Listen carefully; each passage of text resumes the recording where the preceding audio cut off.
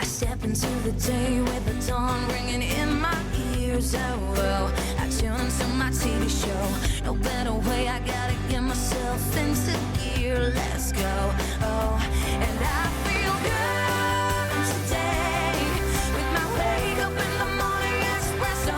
I feel good today. It's my feel good breakfast show.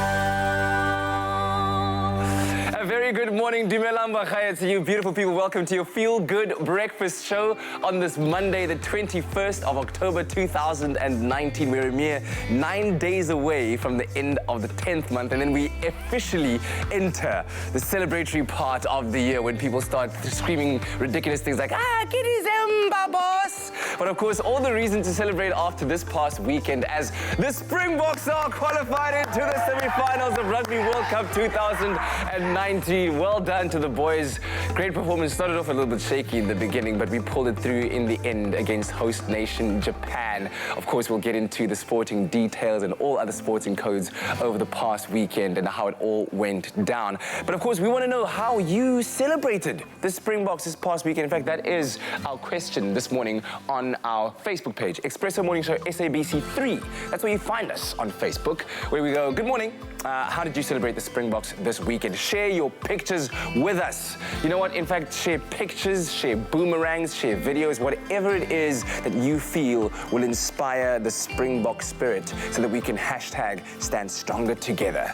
So we want to know exactly what you've been up to. And hopefully you did have a great weekend. Thanks again for joining us at the start of a brand new day for a show that I hope for you will be equal parts inspiring and engaging and entertaining as well. And when it comes to celebrating this past weekend, I know that a man who's probably lost, let's say, a quarter of his voice screaming and shouting for the Boks is one Mr. Graham Richards. What's up, my brother?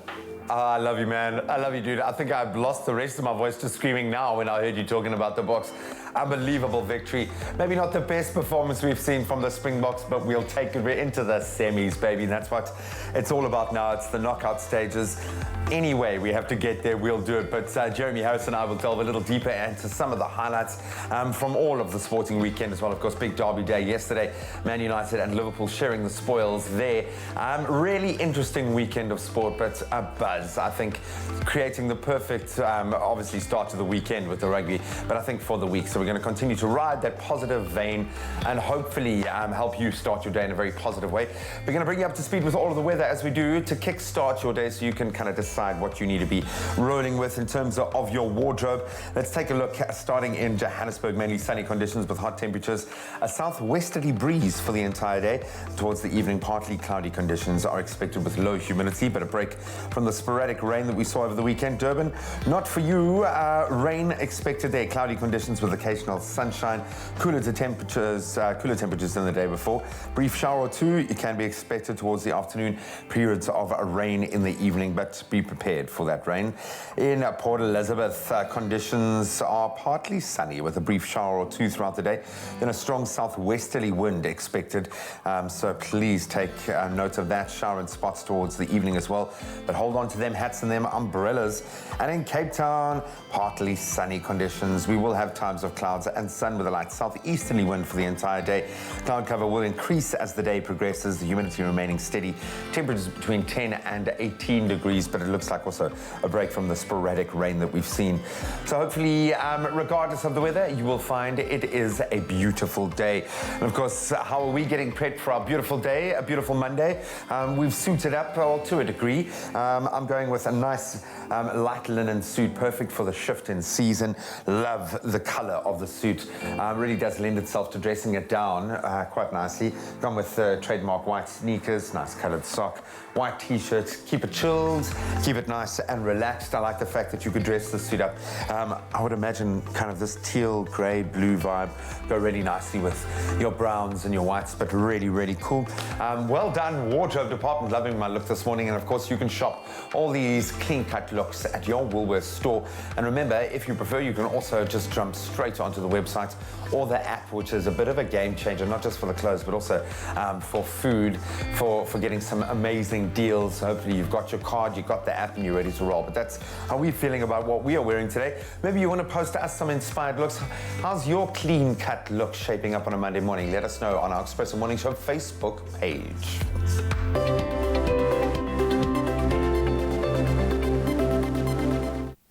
Clean and cut indeed, Mr. Richards. Thank you very much, Graham.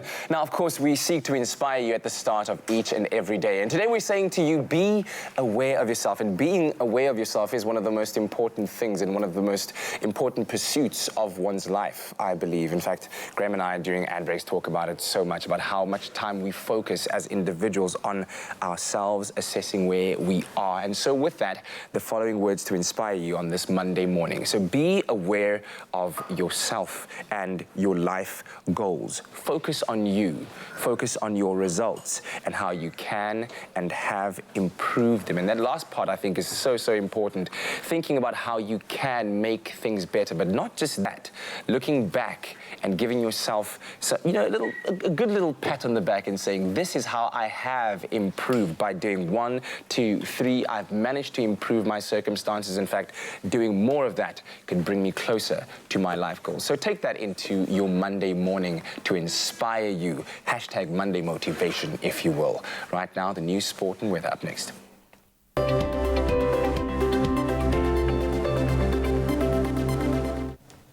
Thanks so much, Kat. Let's start it here in South Africa, where 24 learners are still in a critical condition in hospital, after 7 of their fellow learners were killed in a crash when the truck in which they were traveling overturned outside Zeerust in the Northwest Province. Then the National Student Financial Aid Scheme yesterday announced that it had received some 50,000 more applications compared to the same period last year. KwaZulu-Natal, Gauteng and Limpopo are the provinces with the most applications received to date. Then further afield on the international front, the African continent cannot continue to rely on foreign aid to finance its transformation. Rwanda's President Paul Kagame has said in Abidjan at the largest annual gathering of private sector representatives in Nigeria. Then a defiant British government yesterday insisted it would leave the EU in 11 days' time, despite the Parliament forcing Prime Minister Boris Johnson to request another delay. And finally, another accolade for the mother city. This time, Cape Town has been voted the 7th most beautiful city in the world. The online travel publication inflightnetwork.com spoke to over 1,000 travel industry experts from all across the globe. The collaboration produced a most definitive list of the world's best cities. Paris is tops, followed by New York, London, Venice, Vancouver, Barcelona, and then, yes, Cape Town, followed by San Francisco, Sydney, and Rome. Cape Town was commended for its amazing views with Table Mountain, obviously hard to beat, some of the richest floral regions in the world, and other visually stunning locations. And it also mentions that Cape Town is a blend of distinct cultures, making it one of the most multicultural cities in the world. On that very positive note is where we shift into the sport.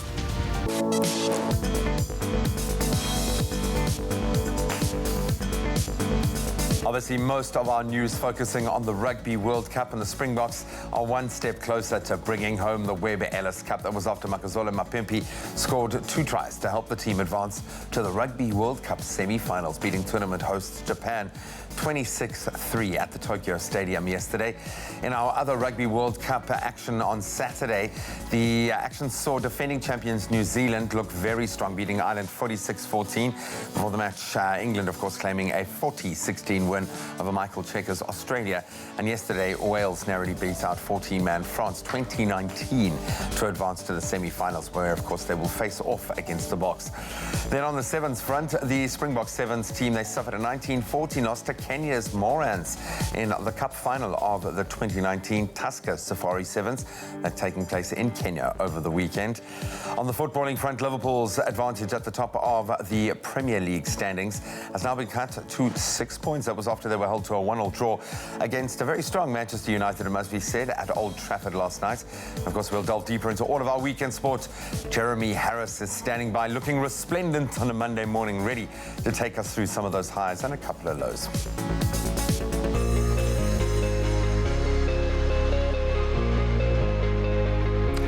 time right now for your Monday weather watch. But before we do that, let's take a look at those beautiful sunrise pictures that you've sent us. One from Fatah Khan, all the way in Richards Bay. Thank you very much for that. And you can expect mainly cloudy conditions with brief showers a brief shower or two this afternoon and a thunderstorm in the evening. And temperatures over there reaching a maximum of 24 degrees Celsius.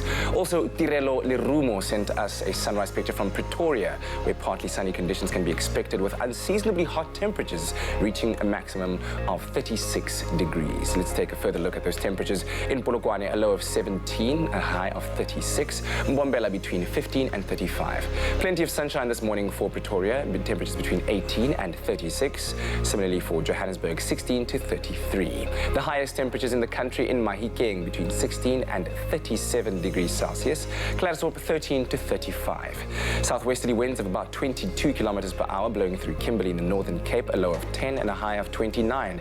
In the Free State, Bloemfontein, 8 to 29. There will be a light drizzle throughout the day in Richards Bay, 16 to 24, and occasional rain for Pietermaritzburg, and temperatures ranging between 10 and 23. Some heavy rainfall expected today for Durban, 15, your low and a high of 24, while a couple of showers can be expected in Mthatha, a low of 6 and a high of 22.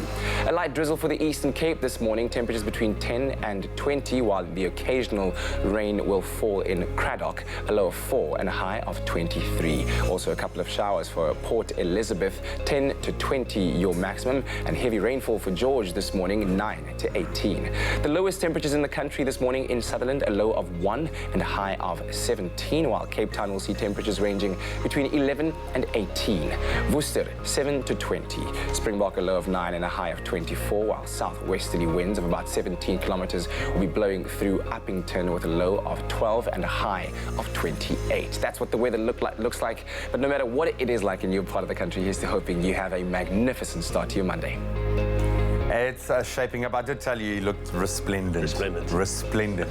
Well, the light shines from within because the box is through the semi-finals. Come on. Princess, the Springboks are through the semi-finals. Come on, sister. Yes. And we did it in style. First of all, would you like a coffee? I'd love a coffee, yes. Whatever Princess is going to dish up today, I'll take it. Oh, you're that desperate. I'll take anything. It's Monday morning. I'll sit and I'll sip the coffee out of the machine if I have to. Oh, thank you, Princess, sorting us out on a Monday. So, feeling pretty good. Hey, not the prettiest win, but we'll take it. Look, at the end of it, it says that we won and we're through to the semi-finals. And 26-3 sounds like a pretty good win against the side, and they did play well. They did. They played out of their socks, so all credit to them. Yep, but we are through. We'll delve a little deeper into all of our weekend sport. Jeremy, standing by, his resplendentness is going to continue on the other side. Did you just say? Only the highest grade Arabica beans. McAfee, great coffee, simple. See you after the break. Oh, you can make my day.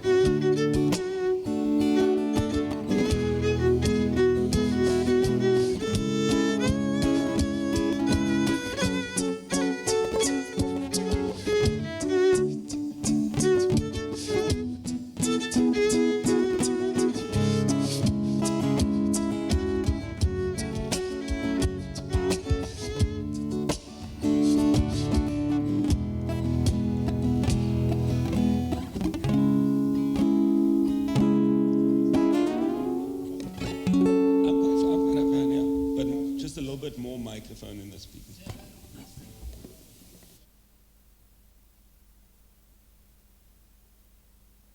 It's my feel-good breakfast show.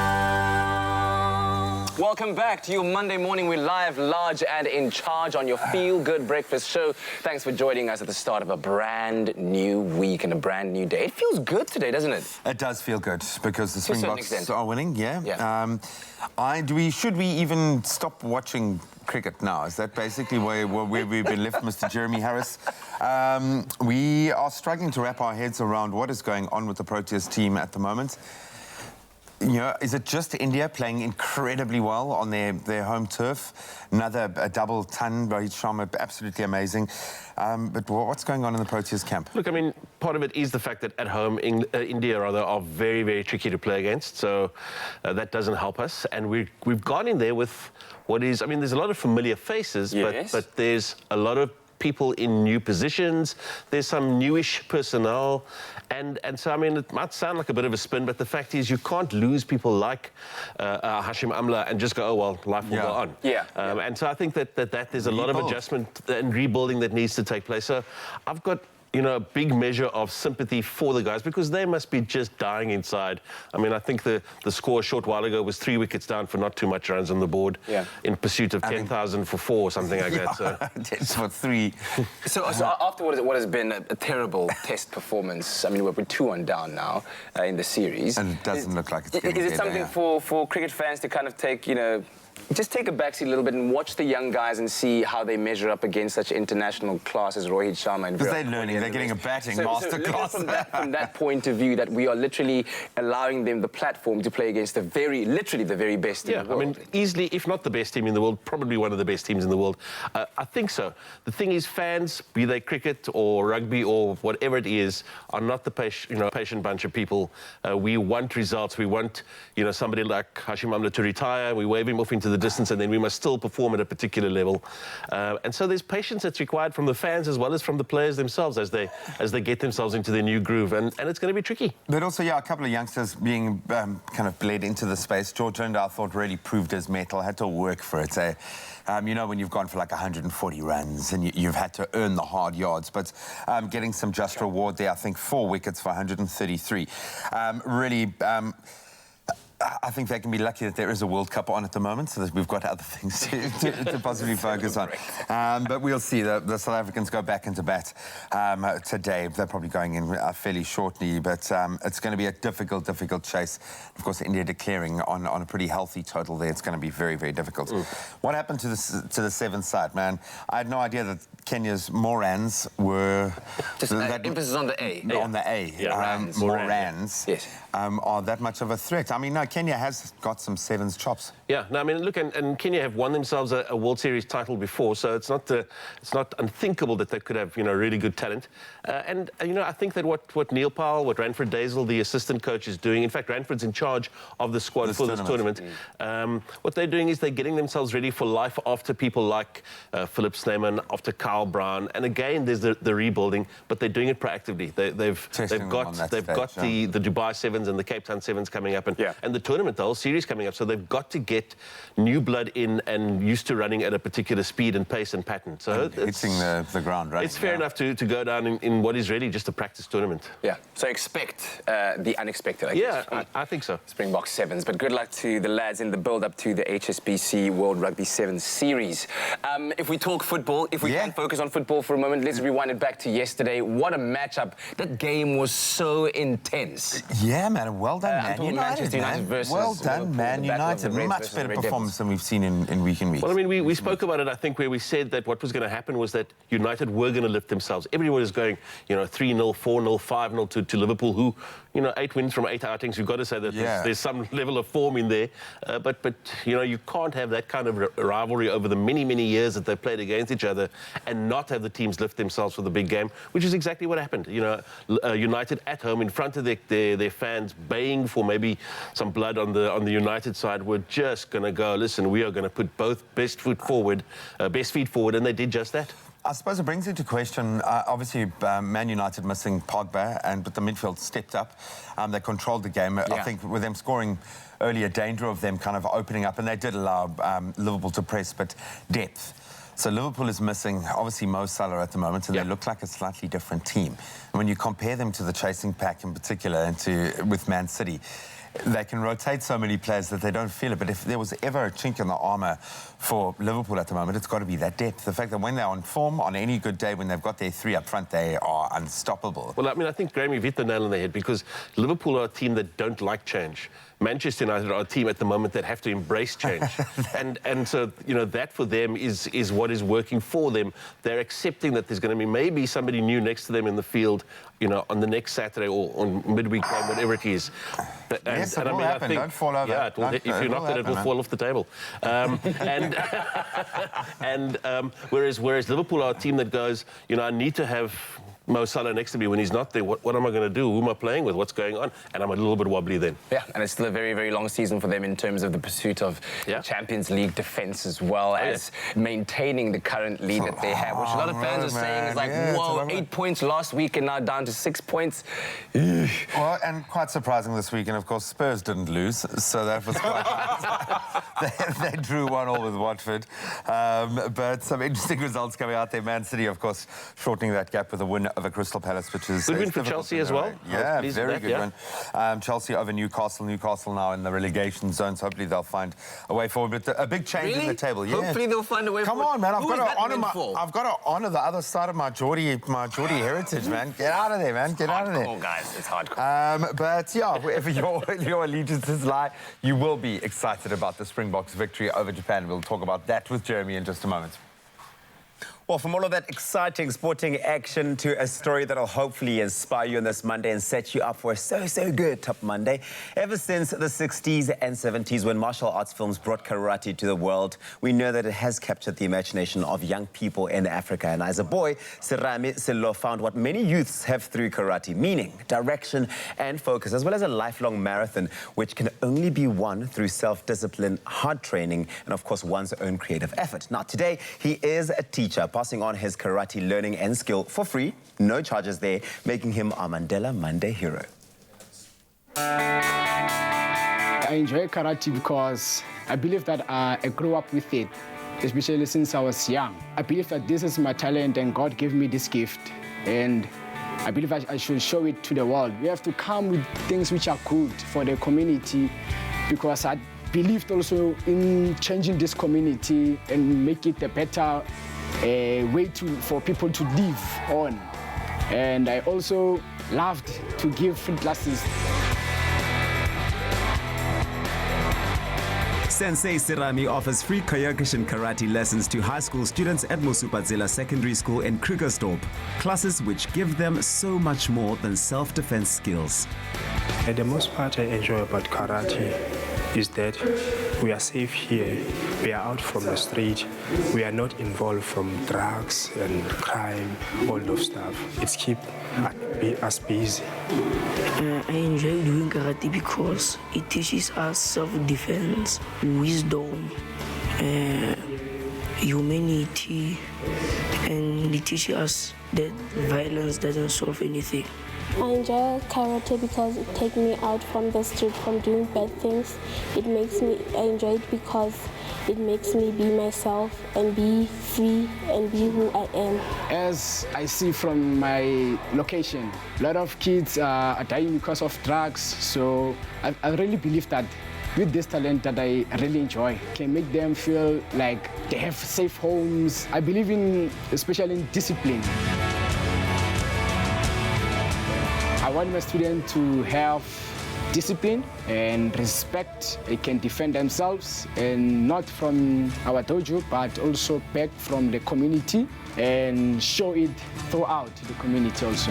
When we train, it doesn't mean we are training we are training to learn more about gym and more about life. It doesn't mean when you train karate, it means that you have to go outside and fight.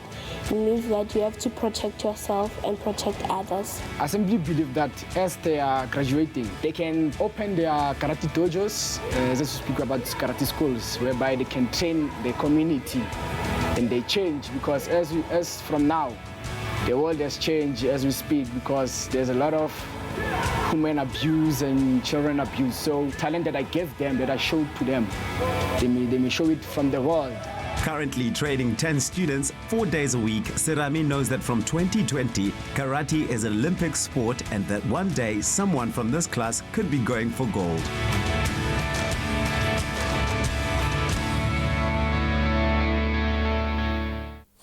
I mean, how incredible is that, guys? Still, just passing on this karate. But you know, teachings. that mentorship space that a martial art offers you, or like boxing training, or these kind of sporting codes, because you're getting so much positive energy through doing the actual sport itself, but it's being in that space and having an older mentor, someone that you can see has gone through what you've gone through. It's magic. You're a black belt, aren't you? No, man. I wish I was. I wasn't.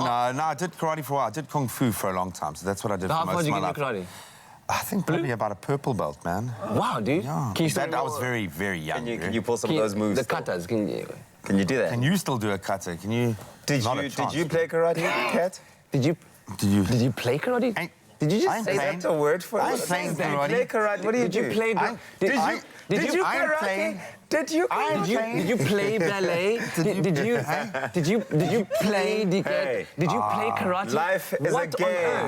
Life is a game. Guys, listen, we're going to take a quick break. It's such an exciting time. We've been playing this amazing competition, playing a competition on the show, winning, or we used to have a chance of winning an iPhone 11, Samsung Note 10, and Xbox One S. Hey? Where you could play People played in that competition. I think we should go to it. We're going to be looking at the iPhone 11 with Brian Smith. It's up for grabs, and he's going to tell us why this phone is a phone you want to be winning. You know, in the history of humanity, nobody's don't play like this.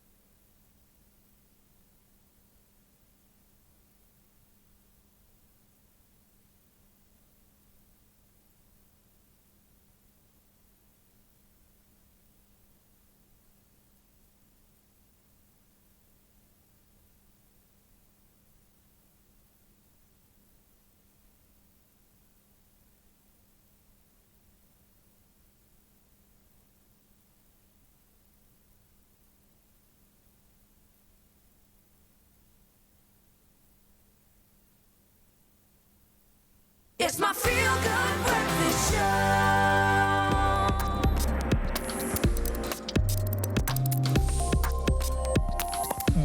Welcome back to your feel-good breakfast show. It's Expresso right here. That's ABC3. We're live, and thank you so much for hanging out with us this morning. Now, for the last few weeks, we've been spoiled with the best in tech from our friends at Dion Wired with our Pick a Box competition. Because, Katlaho, what time has it been? I'm a piggy boys. And of course, as of today, the last prize standing is the iPhone 11. The Xbox has been won. The Samsung Note 10 is gone. And it's now up to you to SMS in and claim the iPhone 11 all for yourself. And here to break it down as to why you want this phone and nothing else is our resident techie, Brian Smith. Good to have you, man. Thank you very much for Happy having me. Monday, buddy. To you as well. If you were to ask anybody in the world, they'd be like, why wouldn't you want to have the iPhone 11? It was all the rage in tech news when it dropped. In fact, the whole world was anticipating. There were pre-orders going on. It was absolutely crazy. But what is the big thing about the iPhone 11 that everyone's raving about so much? So there are really two, I think, really exciting technologies in the iPhone 11. And although the iPhone can sort of look similar each year, it's really the technology inside that counts. And I think Apple are potentially the best refiners and optimizers in the industry. So year on year, you get really great, well-working technology that just works time after time and lasts. And I think the two real standouts this year, of course, the cameras. Apple's really good now at not only making great camera hardware, but camera software. There are some really great features for photographers, whether you're shooting at night or day, or portraits or landscapes. And then again, there's the processors. So that Apple now actually makes its own processors in its own smartphone, so its own chipsets. And this year's iPhone supports the most powerful chipset ever included in a smartphone itself. So that's really exciting. It offers the latest power and technology, and it makes your experience using the phone just that much more fluent. Yeah, I'm glad you mentioned the camera right up front, because the biggest draw card, one of them about an iPhone, is the camera. People buy the iPhone mainly because of its camera. Absolutely. But we know that this camera hasn't got one, it's got two cameras as opposed to the iPhone 11. Is there a big difference in the camera quality? So 2 is always better. Well, so the iPhone range this year is somewhat different. So that you have the iPhone 11, which is the unit we're reviewing today. You also have the iPhone 11 Pro. Yes. So the iPhone 11 has the 2 cameras. The iPhone 11 Pro has the 3. And although the iPhone 11 Pro has 1 more camera, you're actually not missing out on too much else. So the difference is that the iPhone 11 Pro has a telephoto camera for zooming in, getting close up to detail, whereas the iPhone 11 and the iPhone 11 Pro both have a wide and then an ultra-wide angle lens. So it means you're able to capture that just much more detail, whether you're shooting landscapes, architecture, or people. Yeah. But what's really cool is that despite the difference in hardware, both these phones have access to the very same software. So you're able to go out and shoot really interesting night shots. You have slow-mo selfies, which is a new one that Apple sort of introduced to the industry. And of course, you have that much greater color control. So essentially what the iPhone offers is kind of become, to many people, the benchmark for a great camera experience. Absolutely, and man, the portrait mode, those photos are just absolutely genius. So second biggest draw card is the balance between battery life and memory. So how does the iPhone 11 score here? So that's really interesting. So the iPhone essentially, compared to most smartphones on the market, actually has a smaller battery in hardware terms. But what this means is that Apple's worked harder to optimize software. So you have a smartphone that actually now lasts more than a day on the average iPhone, going into 2 days. This can obviously depend on your usage and sort of what media consumption you want to, if you're binging on YouTube, for example.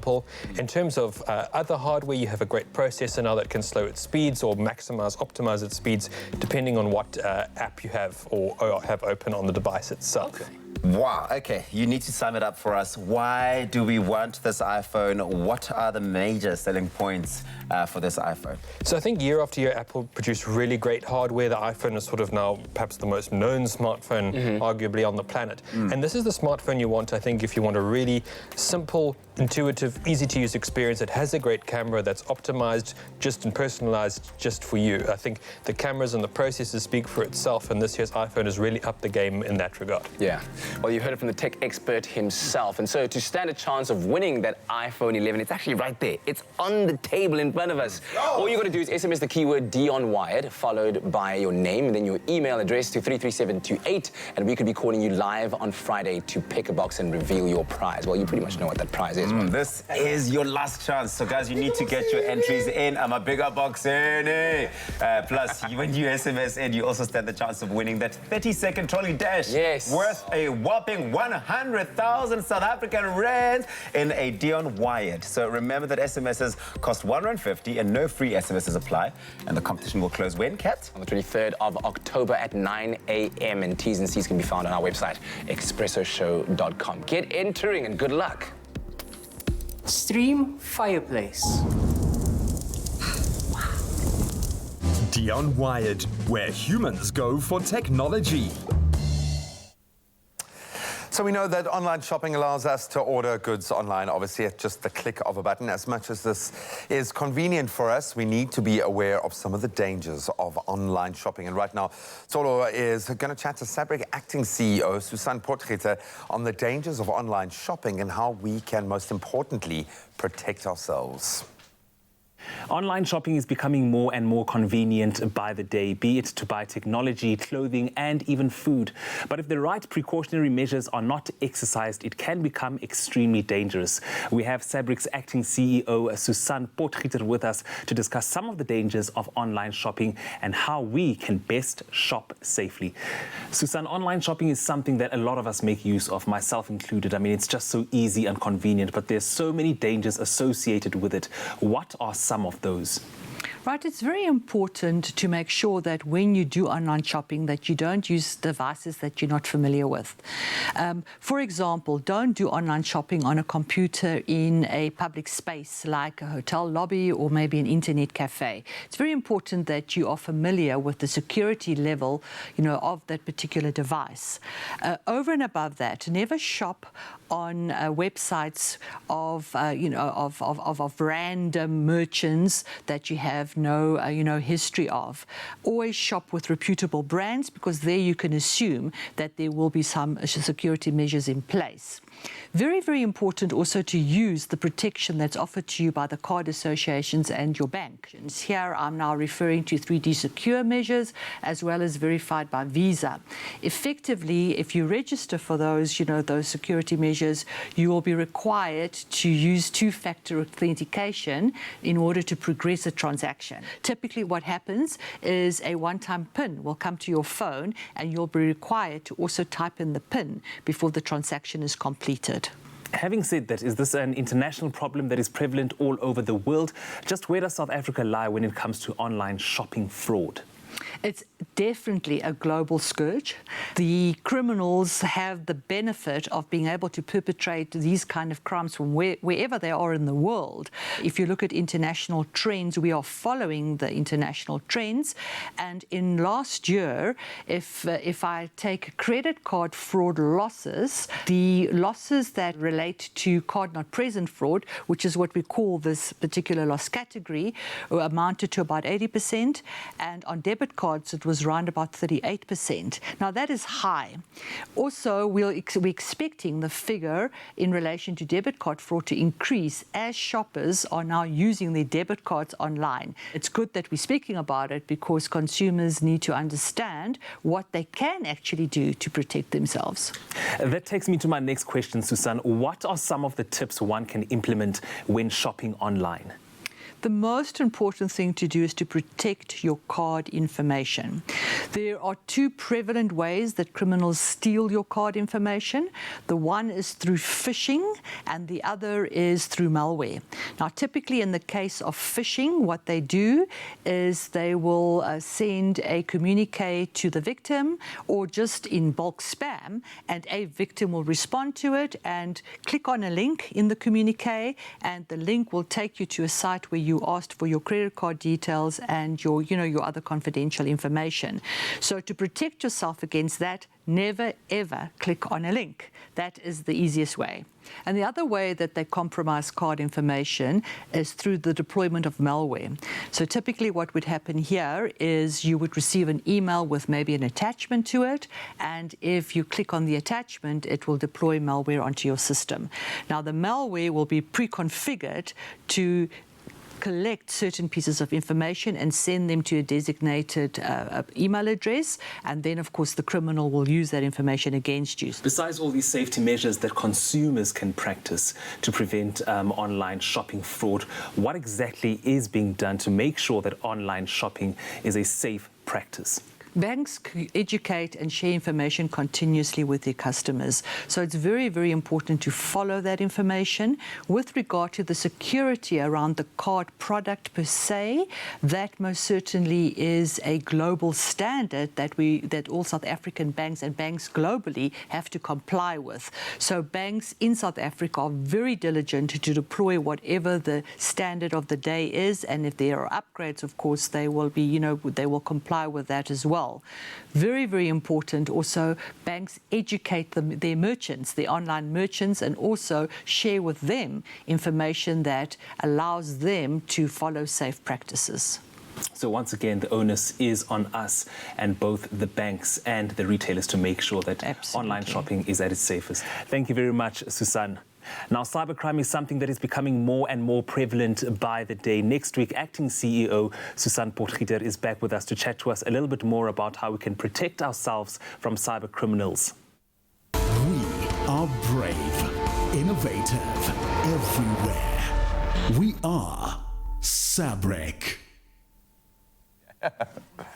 Well, you know that sitting here alongside Jeremy Harris, we are burning to just talk about what happened this past weekend in terms of the Rugby World Cup and in fact, we have. We've been speaking a lot about it. Through to the semi-finals. Yes, we've been speaking about it at length, and we'll try and condense all of that into a short summary coming up after the break as we discuss what happened. In the meantime, head on over to our Expresso Morning Show SABC3 Facebook page. Share those pictures with us about how you've been celebrating the Bok victory.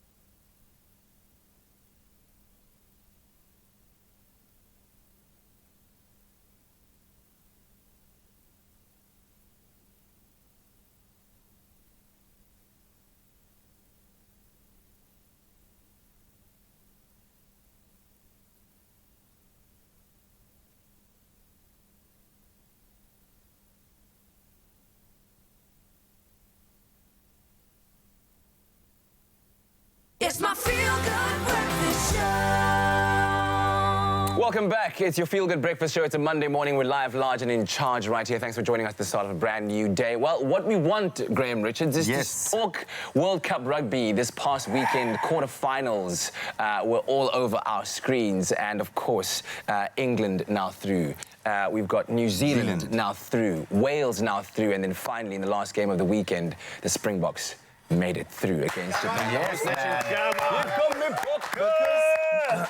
maybe our expectations are so high of this team that we were kind of, the win didn't feel like we ticked every box, and maybe it wasn't the prettiest, as we've said, but it's a 20-point plus margin, and we're through to the semi-finals. That's a win. Yeah, no, and I think a lot of factors counted against the Springboks in terms of, you know, the end result. The fact that that stadium was about 95% shouting for, you know, the team in red and white, and probably the host nation, you know, all around the groundswell. Yeah, I mean, it was really Japan or nothing, and so they had a lot of noise to get past.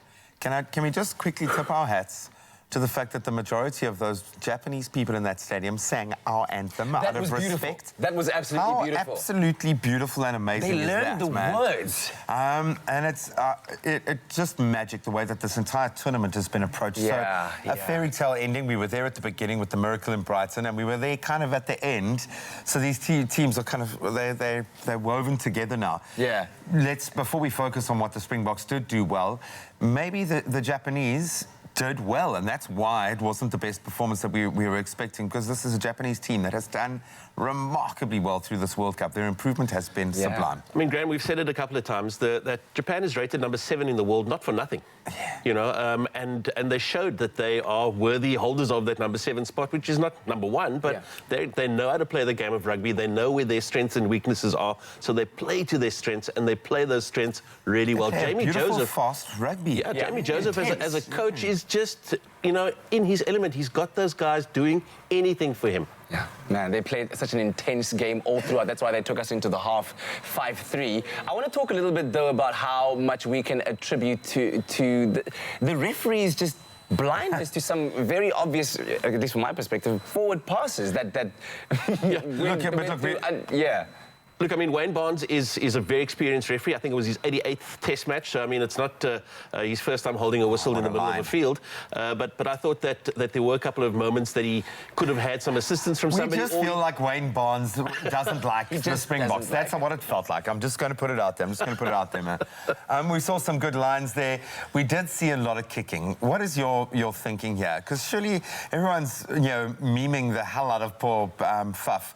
But he's been told to kick. He's not just kicking for the sheer love of it. He's doing it because it's a tactic. Yeah, no, it's a different part of the game plan. It's come from Rassie, and it's something that obviously does work for them in the end because the wingers are released. Because, I mean, we've got some of the fastest wingers in world rugby. And the interesting stat, Graham, is that our wings and centres, I suppose, to an extent, are able to recover possession much better than in previous campaigns and in previous games.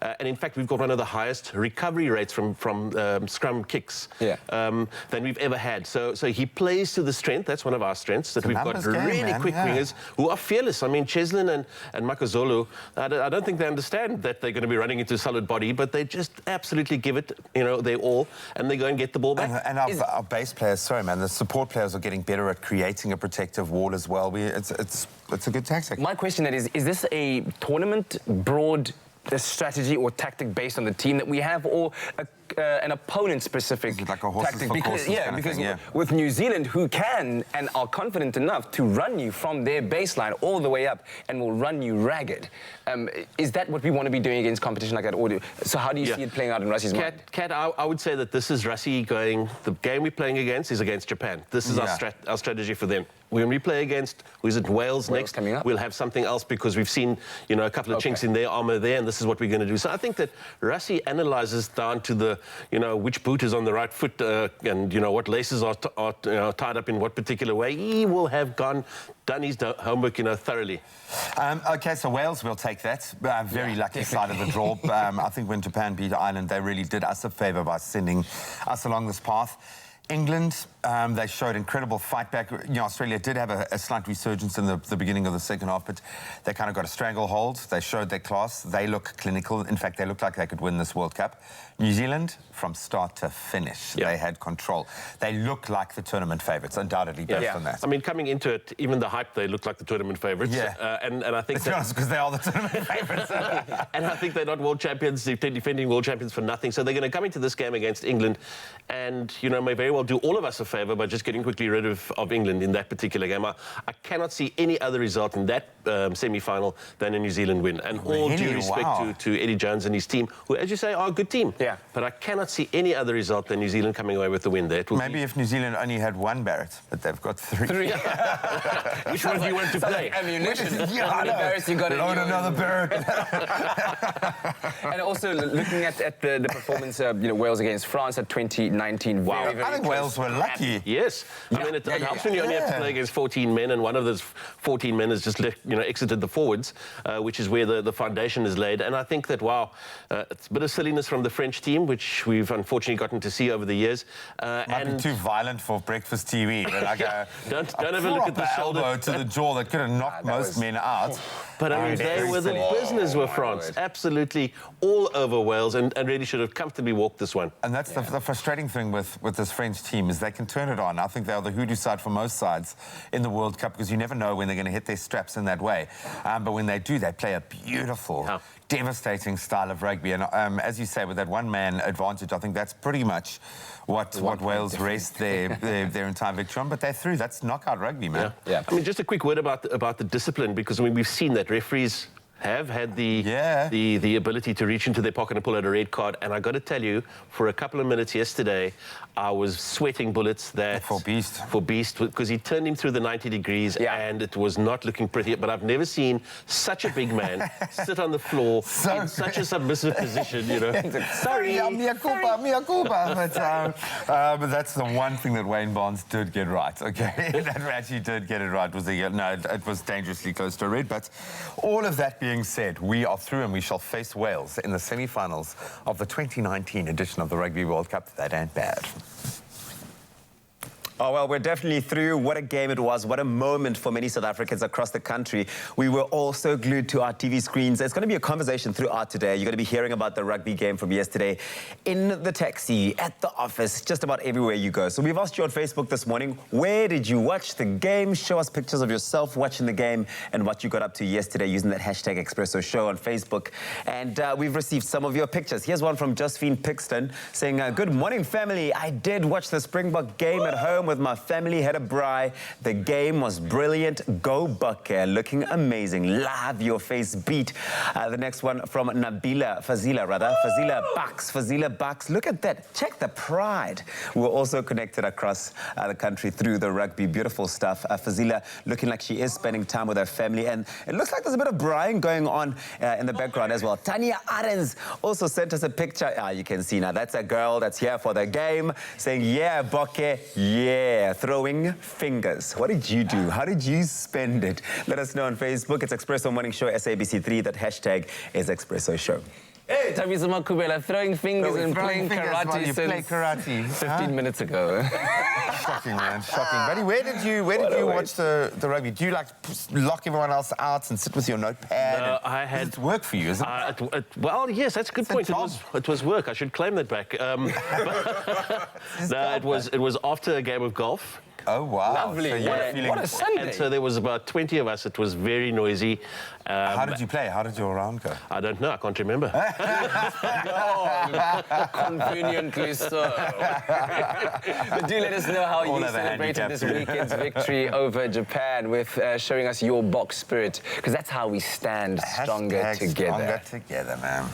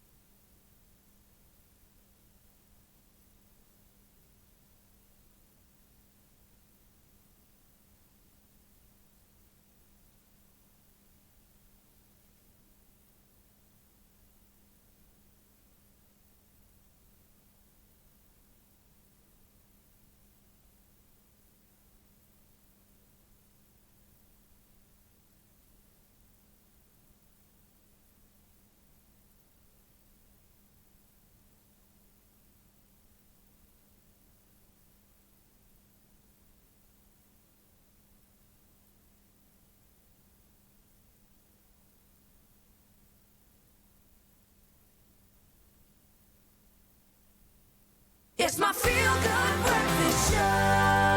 Happy birthday, a very happy birthday to you. Feel it, man. It's your birthday. Take a load off, relax, dance a little bit. We're going to celebrate with you. Hopefully someone loves you enough in your world to send you a birthday message. If so, we might just be reading it out right now. What you got for us? Indeed, sir. A very, very happy birthday to my dearest mommy, Matsidiso. May our Lord continue to shower you with so many blessings. You are loved, Mum. This is from your daughter, Matsidiso. Happy birthday there. Then we wish Dineo a happy birthday and many more years to come in your life. God bless you. This is from all of your friends. Dineo Bahurata. Very sweet. And a birthday shout out to Aidan Williams. I wish you the happiest 9th birthday, and that's from Pa Michael and Ma Rachel and Jody. Happy birthday, Aidan. Then happy birthday to Claudine from the For Old Time's Sake group. Is that a WhatsApp group? Got your crew, yeah, for old time's sake, man. Happy birthday, Claudine. Then also wishing Bokang a happy 12th birthday. May you be blessed with wisdom, good health, and many more years to come. This is from your dad, Mulefi, Mum Mapello, and your brother, Tawa. Oh, Tawa. Happy birthday, Bokang. Then I wish my beautiful baby girl, Luca, a happy 3rd birthday. May God bless you with many more, my angel. This is from your mummy. And then this, I like this message. A blessed birthday to my Skelempie, our children's hero, Ashley Uester. I love you so much. And that's from your wife, Teresa, and children, Alex and Andre. Happy birthday, That's so Skelempie. cute. That's cute, man. Skelempie. This is Skelempie. And then a happy birthday to you, Sinazo Shabalala. We wish you good health, good life, and to stay as beautiful as you are. And that's from your cousin, Tlotli, Auntie Tabile, and Uncle Tsepiso, and Uncle Tabsi. We'll throw his in as well. Very happy special birthday wish to the best mother and grandma in the world, Netta Annette Lang. Thank you, Mum, for being our rock. Your prayers, your strength and kind heart inspires us all. We love and appreciate you very much. Happy 69th birthday, Mum. This is with love from your daughter, Mary Jane, grandson, York, and your son-in-law, Luciano. Luciano, beautiful name. Wonderful stuff. And then we wish our dearest granddaughter, Humaira Swart, a happy second birthday. We're so grateful to have you in our lives, and you are really a bundle of joy. We love you so much. This is from the Swartz family. What a cute smile. Pretty face, man. And then we round it off with a happy 8th birthday to my Vanique. May God bless you abundantly. Mommy, Daddy, and your sister are very proud of you. We love you always. Happy birthday, Vanique. Happy birthday to all of you. October babies are the best. October babies are the best. So send us those birthday wishes to birthdays@cordova.tv. And if you're brave enough and you're inspired enough to just shoot a little 15-second sing-along video. Okay, send that through to 071-640-6551. And if it is your special day today, happy birthday. Okay, sweetie, time to blow out your candles.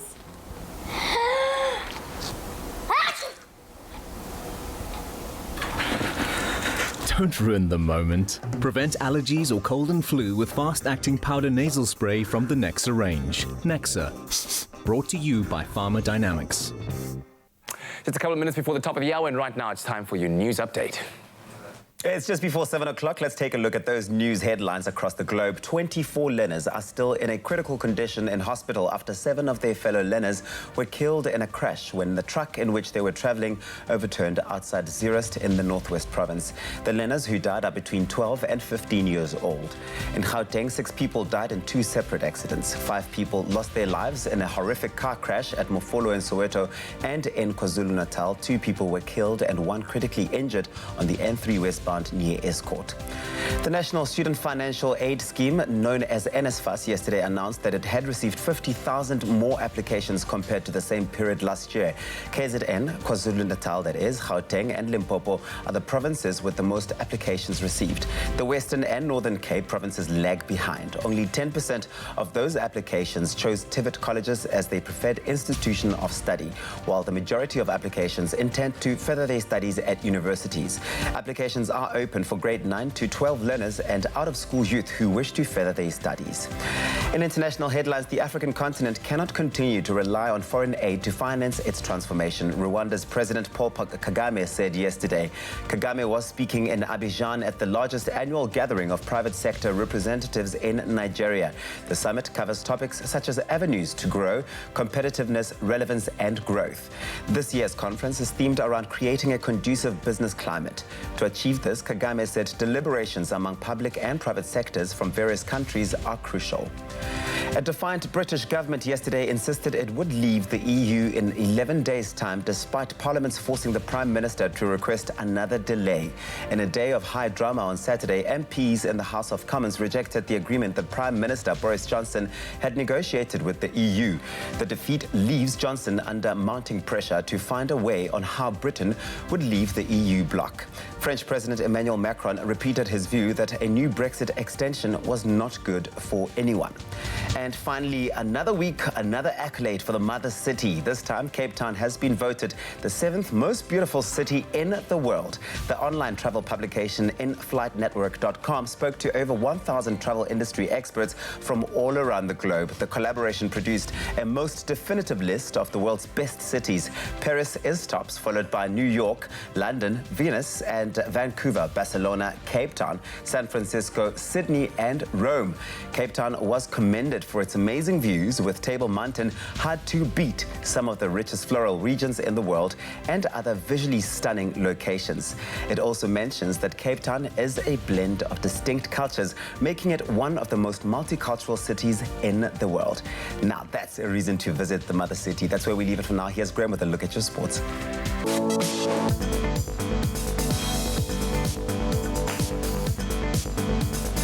As we have said many times this morning, understandably, the Springboks are one step closer to bringing home the Webb Ellis Trophy. That was after Makazole Mapimpi scored 2 tries to help the team advance to the Rugby World Cup semi-finals, beating tournament hosts Japan 26-3 at the Tokyo Stadium yesterday. So Mapimpi scoring a try in each half, and eventual player of the match, Faf de Klerk, adding another as South Africa ended Japan's hopes of advancing to the last 4. Fly-half Andre Pollard scored 11 points as well and was great with ball in hand. That while Japan could only take a Utamura penalty from the encounter, but it still show that spark that has brought them this far and can be incredibly proud.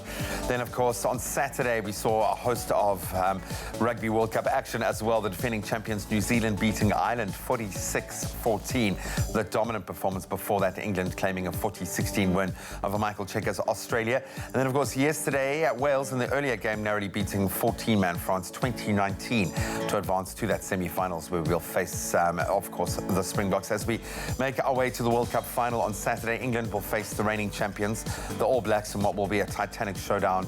And then on Sunday, the Springboks will take on the Welsh. Tournament final will be contested on the 2nd of November in Yokohama City. Then on to the shortest format of the game. The Springboks Sevens team suffered a 19-40 loss to Kenya's Morans in the Cup final of the 2019 Tusker Safari Sevens, as took place in Kenya over the weekend. The Morans consist mainly of the Kenyan HSBC World Rugby 7 Series squad. They scored 3 tries in a 6-minute spell to help them claim that title. There's some good news for the Blitzboks, however, with Salvent Davids, Severe Swaziapi and MP Fitzer afterwards named in the team of the tournament. So the guys really shining. And then rounding it off with football, Liverpool's advantage at the top of the Premier League table has now been cut to 6 points. That was after they were held to a 1-1 draw against Manchester United at Old Trafford last night. United forward Marcus Rashford opening the scoring for the home side. That was after a video assistant referee allowed his goal. And the Reds' Adam Lallana equalised late as a substitute in the 85th minute to rescue a point for Liverpool, who still leads reigning champions Man City on the league standings as well. That's where we leave our sport for now.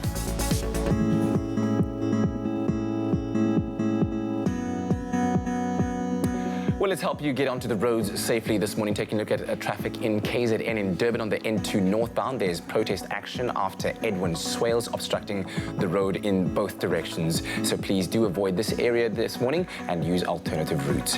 In Gauteng and Soweto, there has been an accident on the N1 northbound before the Golden Highway. The right lane is blocked, so please approach with caution.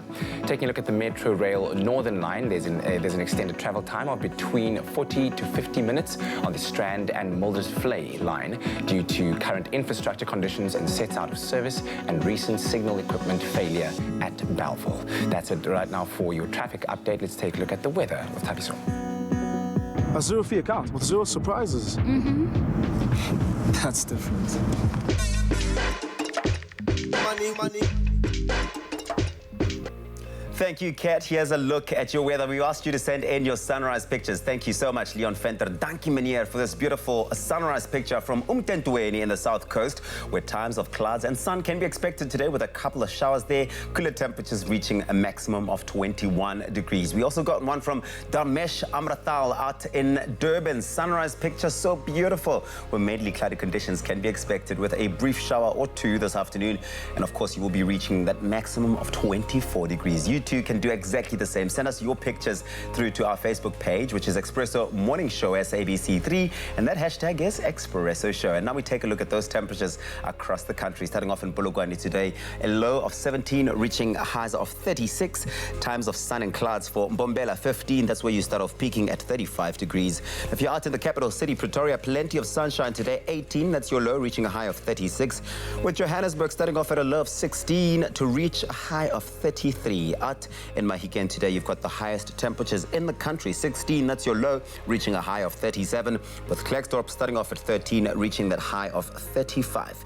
Kimberley, expect a southwesterly wind. It's traveling at 22 kilometers per hour. You start off at 10, reaching a high of 29, with Bloemfontein starting off at 8, that's your low, reaching a high of 29 degrees. A light drizzle is expected out in Richards Bay. It's 16, that's your low, reaching highs of 24, with occasional rain for Pietermaritzburg, 10, reaching a maximum of 23. Heavy rainfall is expected out in Durban today. You will start off at 15, reaching high temperatures of 24, with a couple of showers expected for Mthatha as well. 6, that's your low, reaching a maximum of 22. East London, light drizzle over there for you, 10 and 20, with occasional rain for Craddock, 4, that's your low, reaching a high of 23. A couple of showers expected out in Port Elizabeth, the friendly city, 10 and 20. George, heavy rainfall today, 9, that's your low, reaching a high of 18, with the lowest temperatures in the country. That's for Sutherland, 1 minimum and a maximum of 17. Cape Town, Mother City, 11, reaching a max of 18. Worcester, 7, reaching a max of 20. Times of sun and clouds over there, with Springbok starting off at 9, climbing up to 24. If you're out in Uppington, a southwesterly wind traveling at 17 kilometers per hour. You can expect that your low will be 12 today, reaching a high of 28. It sounds like there's going to be quite a bit of rain across the country. Doesn't matter what the weather's like, because you're going to make it a feel-good type of day. The next update in just over half an hour.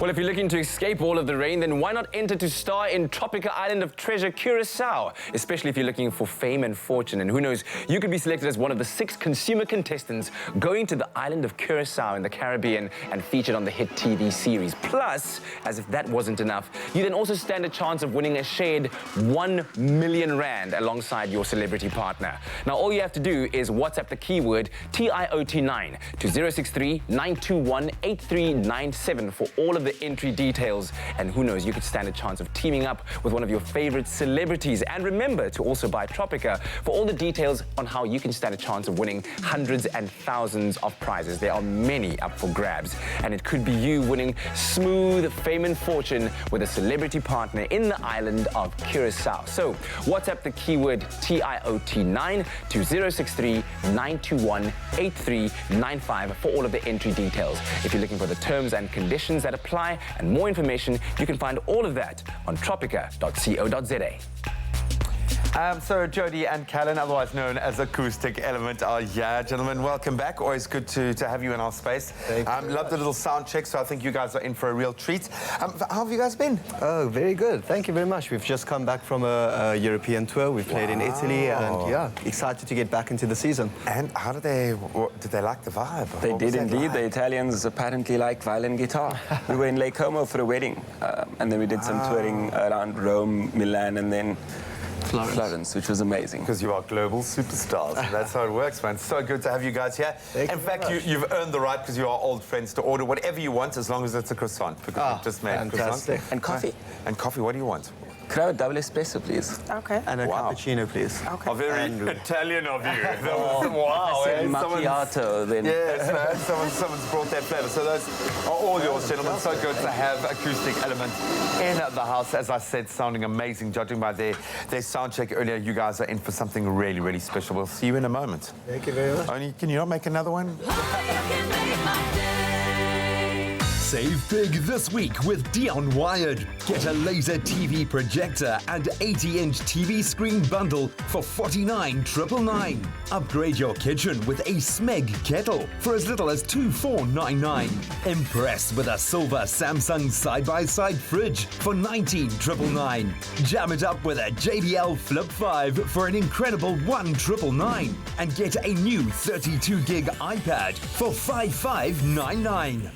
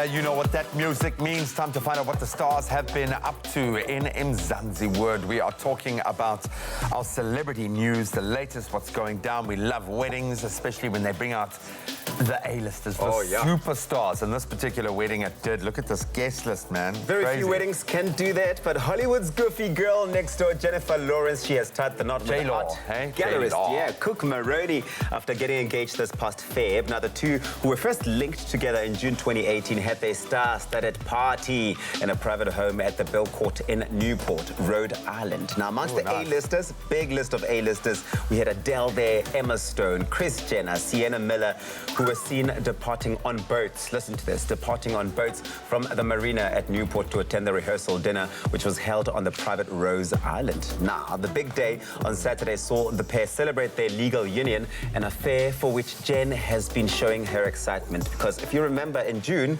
she shared with author Kat Sadler on her Naked with Kat Sadler podcast, "We wanted to commit fully, and he's my best friend. I want to legally bind him to me forever." And fortunately, the paperwork exists for such a thing. It's the greatest. You find your favorite person on the planet, you're like, you can't leave.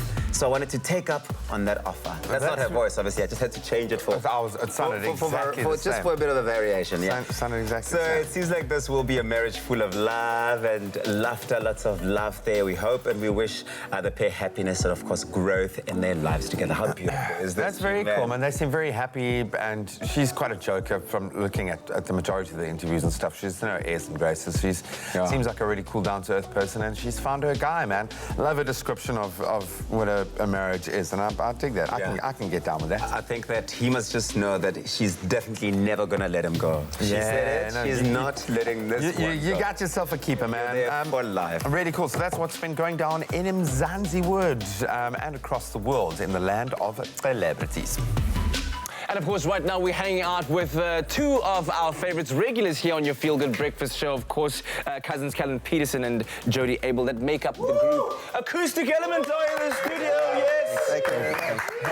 They've combined their talents to really great effect, and I'm sure to the pride of the family, but to your enjoyment as well. This year has been, I understand, very crazy, hasn't it? Yes, as a result, our family do miss us, but we love them. So you guys just, throughout August to September, you were on tour. Kenya, Austria, Italy. Where else were you? We've done Germany, London. Wow. Qatar. How many shows did you play? So we've done 8 overseas so far this year, and we've got 2 more to go. We've got Austria and Goa. We're going to India, Goa. That's incredible, man. Yeah. What is it like when the international audience sees you guys on stage and playing for the first time? How do they enjoy your music? I think, well, we have quite an international sound because we don't use words. So it's just, melodies and everything. And they react very well to it, and it's very heartwarming. Yeah, clearly, definitely fresh, and I definitely think they haven't seen it before, so that's quite cool. Yeah. And you were also very recently on holiday. You were telling me a little bit about that for the past 2 weeks, and you've just returned from Thailand. How was that? It must have been very, very difficult. Epic. 4 musicians on tour, essentially. 4, I mean, not on tour. Not on tour, exactly. Who were you hanging out with? We had DJ Kosher and Jimmy Nevers, as you know them. Oh, my word. After this holiday, we know them as something a little bit more. Oh, well, I won't ask any further stories. What happens in Thailand stays in Thailand, right? The same thing. But tell me about some of your career highlights of what you've experienced so far. I'm sure there are so many, but for each of you, I'm sure there's also a moment or two that stands out in your many adventures.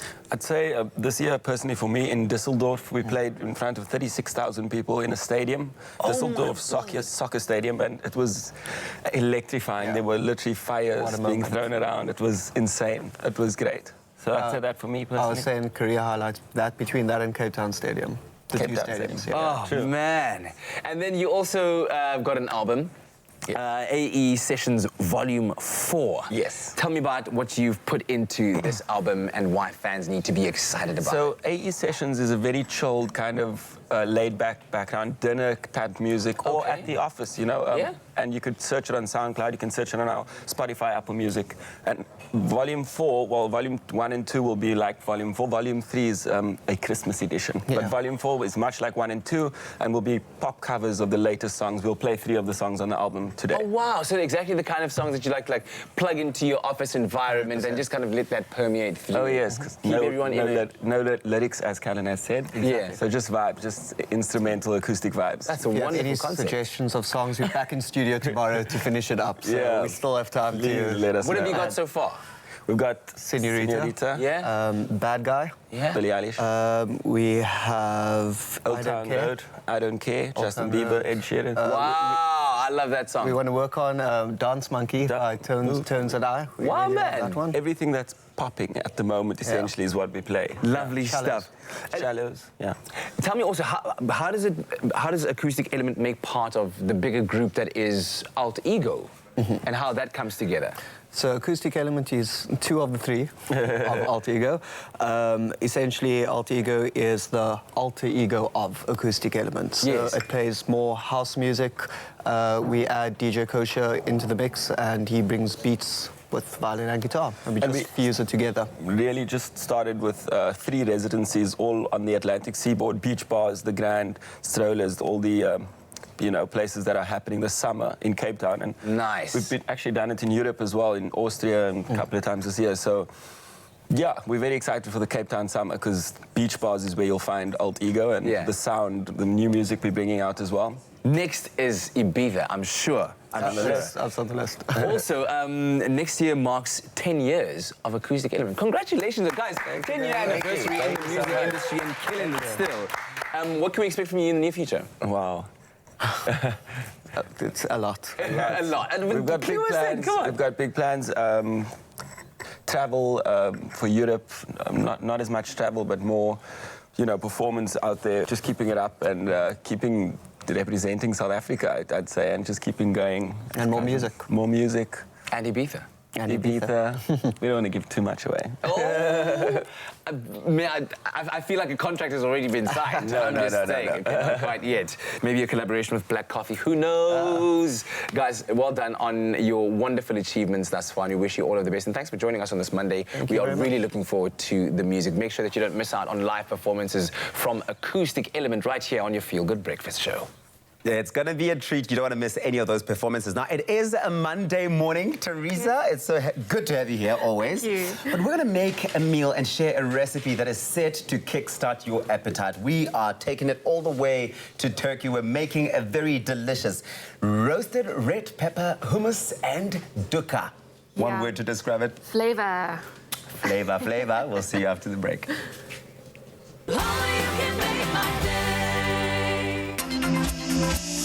It's your time to shine with Orbit Gum and Presenter Search on 3, the Expresso edition. Follow the journey as the top contestants work through weeks of grueling challenges, fighting for one of 2 presenter spots on Expresso, all to be decided in a nail-biting finale. It's your time to shine with Presenter Search on 3, the Expresso edition. Wednesday evenings at 7:30, repeat Saturdays at 1, only on SABC3.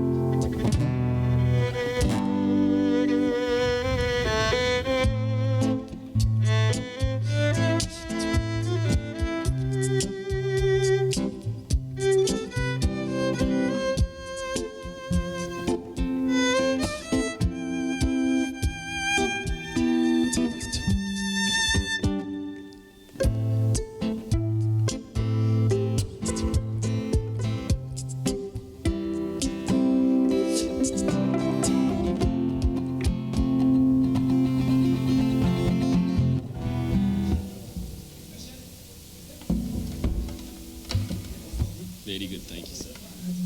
Yeah, please.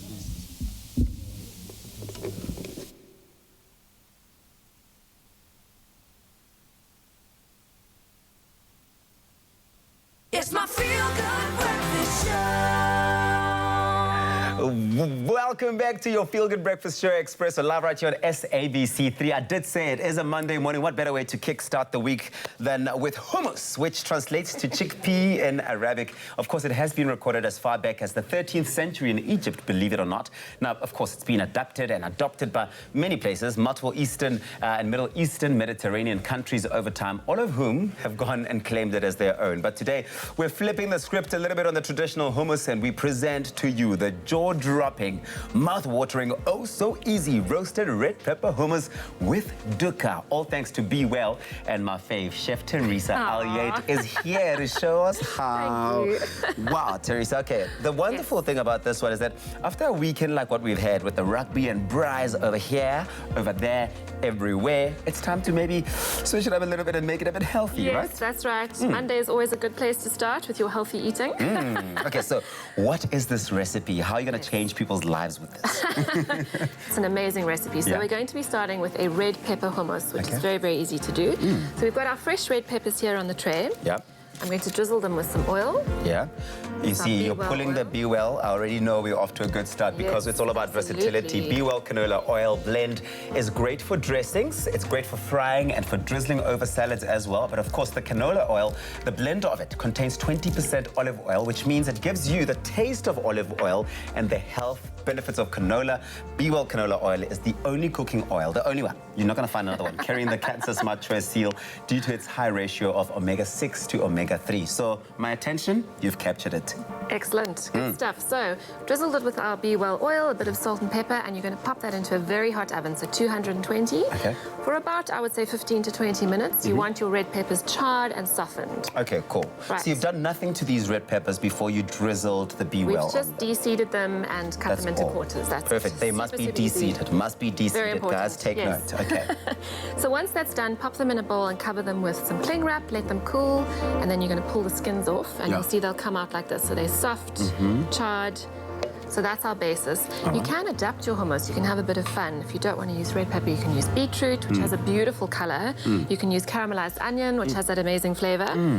So It is all about you can flavor, you play. said, right? Totally, that's it. Right, so now we're going to add the rest of our ingredients. We've got Okay. some chickpeas, Chickpeas, nice. which is our traditional hummus ingredient. Of course. So What is goes hummus in. without the chickpeas? You've got to have Nothing. it. Got to have it. Remember, if you want an SMS sent to you with a link to this recipe, you've got to send us an SMS. It's Be Well to 33728. SMS Be Well to 33728. We'll gladly send you that SMS, and you'll see how easy it is to make at home. So I've added some lemon juice and zest, some smoked paprika and some garlic. I'm also going to add some peanut butter. You can use tahini as well. Oh, nice. Adds a delicious flavor. And then what I like to do is add another splash of oil just to thin it out. Yes, texture. So just a little splash of the Be Well. Nice. And don't forget your salt and pepper. Okay. And then it's just a case of blitzing it up. Okay. Very, very easy.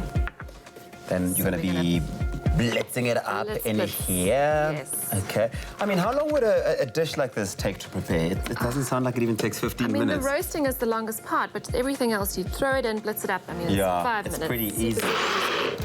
Okay, so while you're doing that keyword once again is Be Well to 33728. SMS that to us. We'll send you a link to the recipe. It is... Sorry for the noise. No problem. You're not doing anything worthwhile in the kitchen if there's no noise coming from there. If you're sitting in the lounge or someone's making a meal in the kitchen, you hear nothing, then they're making a sandwich, and it's really not that exciting. Right, so basically you would keep blending until this is nice and smooth. Okay. Don't forget to taste it after you've blended it and add a bit of oil if it's too thick. Okay. I wonder if I should crack on with the dukkha. I think get started with the dukkha. Yes, so you would carry on blitzing that. You do that. So, How dukkha, do you very, do very the dukkha? easy. I've got some chopped mixed nuts here. They must be raw. Pop them in your bowl. Okay. And we're going to add some sesame seeds. All right. Also going to add some spices. So again, lots of flavor. We've got coriander and cumin. Can people then switch it up when it comes to the spices? So if you didn't like, so you could use any spice? You could use, yeah. Cumin is traditional and coriander, but we're also adding cinnamon and brown sugar. So that's which an is not so interesting- traditional, it's a twist. It's a twist, yeah. Okay. And you can obviously adjust the level of spice. You can add more or less depending on what you like. Oh, a girl of So- twist.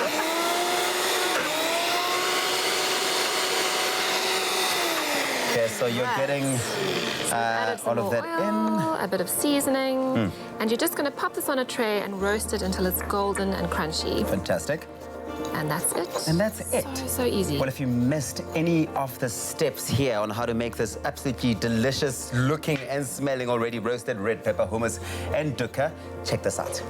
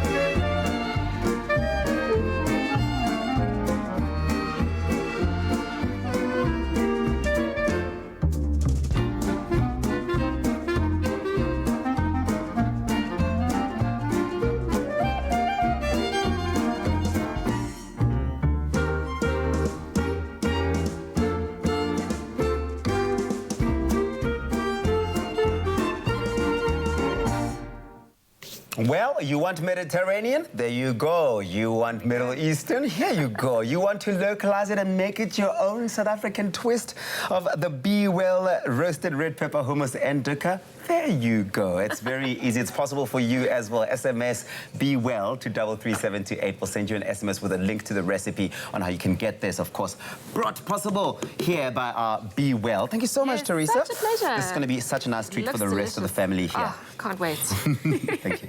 Pleasure.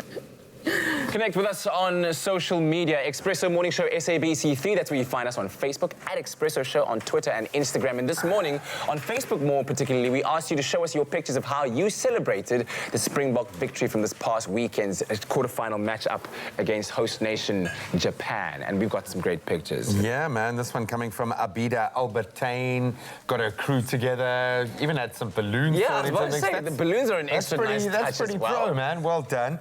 Next coming from Claudelia Brito. And Look at she's that. saying, yeah. Oh, she set up, eh? Good morning, family. We celebrated in Thailand. Wow. Watching Japan versus RSA. What a game. Hashtag RWC 2019 from Angus O'Toole's Irish Pub. An Irish pub in Thailand. I love that.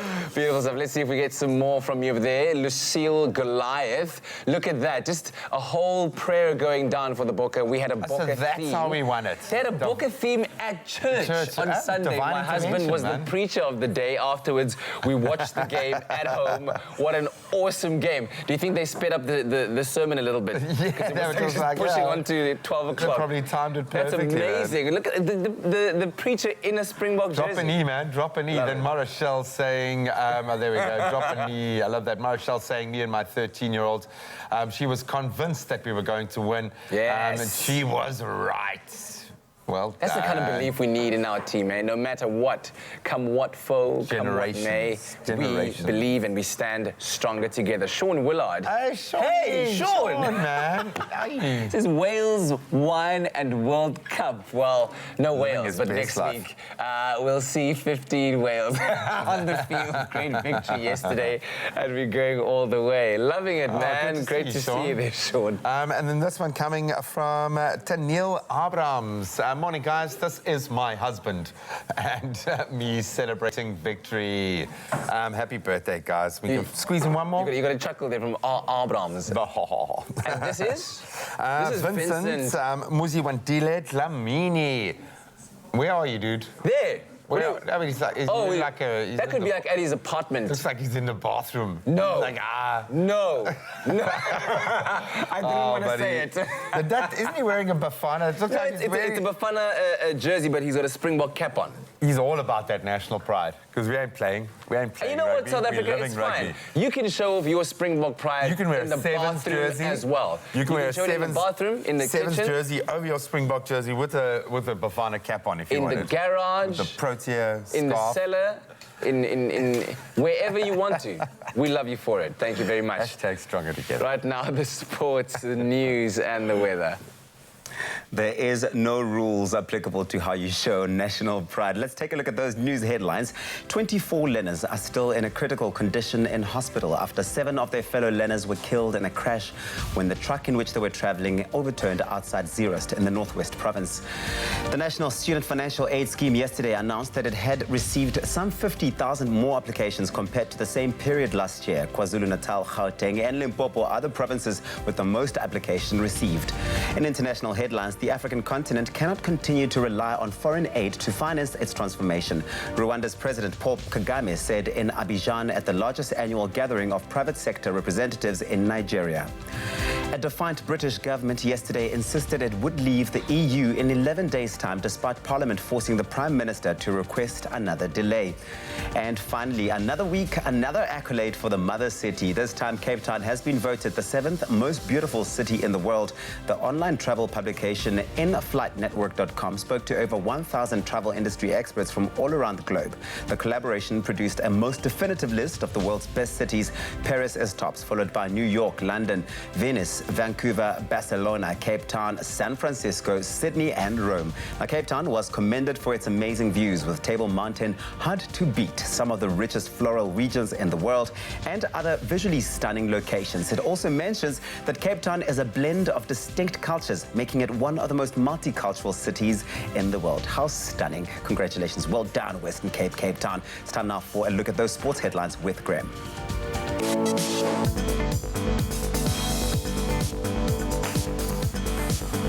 So we start with the Rugby World Cup, and the Boks are one step closer to bringing home that coveted Webb Ellis trophy. That was after Makazola Mapimpi scored 2 tries to help the team advance to the Rugby World Cup semi-finals. Of course, beating tournament host Japan along the way, 26-3 at the Tokyo Stadium yesterday.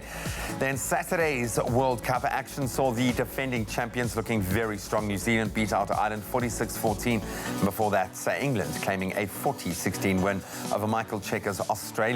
Then yesterday in the earlier game, Wales narrowly beating out a 14-man France 2019 to advance to the semi-finals, where they'll meet the All Blacks. Onto the shorter format of the game, the Springbok Sevens team suffered a 19-14 loss to Kenya's Morans in the cup final of the 2019 Tusker Safari Sevens tournament that took place in Kenya over the weekend. Final preparation before the HSBC Sevens series kicks off in Dubai. Then on the footballing front, Liverpool's advantage at the top of the Premier League standings has now been cut to 6 points after the weekend's action. They, of course, being held to a 1-1 draw against Manchester United at the derby encounter at Old Trafford last night. We'll expand on those headlines one more time on the top of the hour.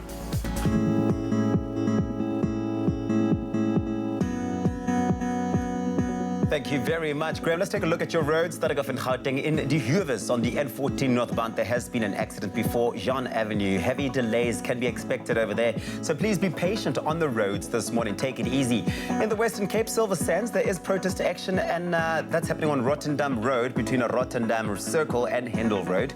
The road is currently closed to traffic due to tires being set alight, and of course, heavy delays can be expected as a result, so please avoid the area at all costs this morning.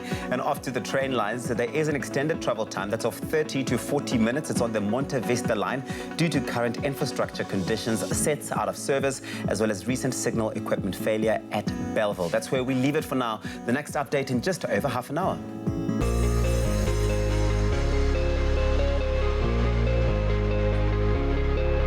And we've asked you to send in your sunrise pictures. Thank you very much, Kobe. You sent in this beautiful sunrise picture from Leeudoringstad in the Northwest Province, where sunny to partly cloudy conditions can be expected today, with very warm temperatures for you, reaching a maximum of 34 degrees. Donald Shaupane also sent us his amazing sunrise picture from Lesotho, where cloudy conditions can be expected with occasional sunshine and a strong westerly wind, reaching a maximum of 29 degrees. Stunning pictures. Thank you so much, guys. You can still send yours through to us on our Facebook page, Expresso Morning Show, SABC3. Now a look at those temperatures. Starting off in Polokwane, a low of 17 today, reaching a high of 36. Tons of sun for you today. But if you're out in Mbombela, sun and clouds. 15, that's your low, reaching a high of 35. With the capital city, Pretoria, starting off at 18, reaching a maximum of 36. But you can expect plenty of sunshine over there. Johannesburg, your low today, 16, reaching a high of 33. With the highest temperatures in the country, that's for Mahikeng, 16, reaching a maximum maximum of 37 degrees. Klerksdorp starts off at 13, peaking at 35 degrees, with a southwesterly wind expected traveling at 22 kilometers per hour. That's for Kimberley. 10, that's your low, reaching a high of 29. If you're out in Bloemfontein, 8 is your low, your high is 29, with a light drizzle expected for Richards Bay. 16, that's your low, reaching a high of 24. It's occasionally rainy in Pietermaritzburg. Occasional rain today, 10, reaching a high of 23. And heavy rainfall is expected in Durban, 15, reaching a high of 24. A couple of showers for Mthatha, 6, that's your minimum, and your maximum temperatures 22. If you're out in East London, a light drizzle is expected there, 10 and 20. Occasional rain for Craddock, 4, reaching a high of 23. Also with a couple of showers expected for Port Elizabeth, 10, reaching a maximum of 20. Heavy rainfall for George, 9, that's your low, reaching a high of 18. And the lowest temperatures in the country today, that's Sutherland, 1, your high is 17. In Cape Town, Mother City, 11, reaching a high of 18. Worcester, 7, that's your minimum, maximum temperatures 20. Springbok starts off at 9, kicking it all the way up to 24, with a southwesterly wind traveling at 17 kilometers per hour. That's for Uppington, that's 12, your low, reaching a high of 28. No matter the weather, make it a feel-good type of Monday. We'll see you in about half an hour for another update. Well, if you're in the mood for some Monday morning music to make you feel so good, look no further than Acoustic Element. They are in the studio, and we are so glad to have them here with us. Performing right now a song by Shawn Mendes and Camila Cabello called Señorita.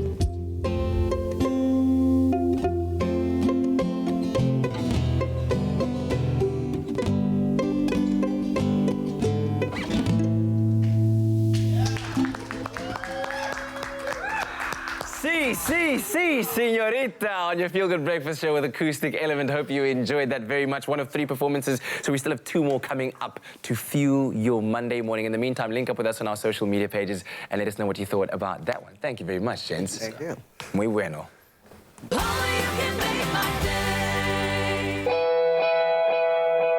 Every day, brave young kids around our country fight their own private battle against cancer. To show them that other kids and families have got their back, a portion of the proceeds from every NutriKids product sold will go to secure the next Clover NutriKids Choc Home in Port Elizabeth. A support base where children undergoing treatment and their families are accommodated, supported, and given a fighting chance against cancer.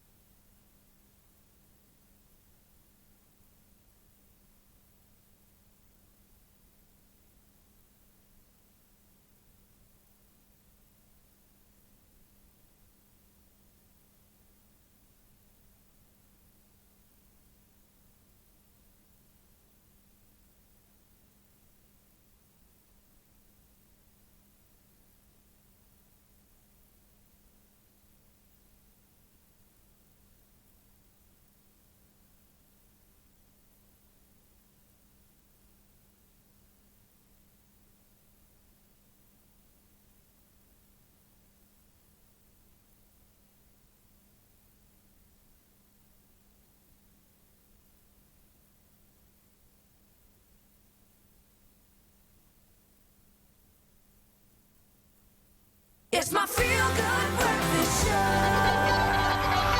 Call us on your cell phone. Culinary hotline bling. That can only mean one It's thing. a Monday morning, and you know what time it is when you hear that song. It's time for the Culinary Hotline Bling. Sing, sing, sing! And today, we are off on a spicy culinary tour of the land of the Ottomans, Turkey. And we're super excited because in the studio to show us exactly how to prepare an easy Turkish feast, we have, with local ingredients, we have one of the most well-known Turks in the country. Cookbook author Tayfun Aras is in the studio, yes.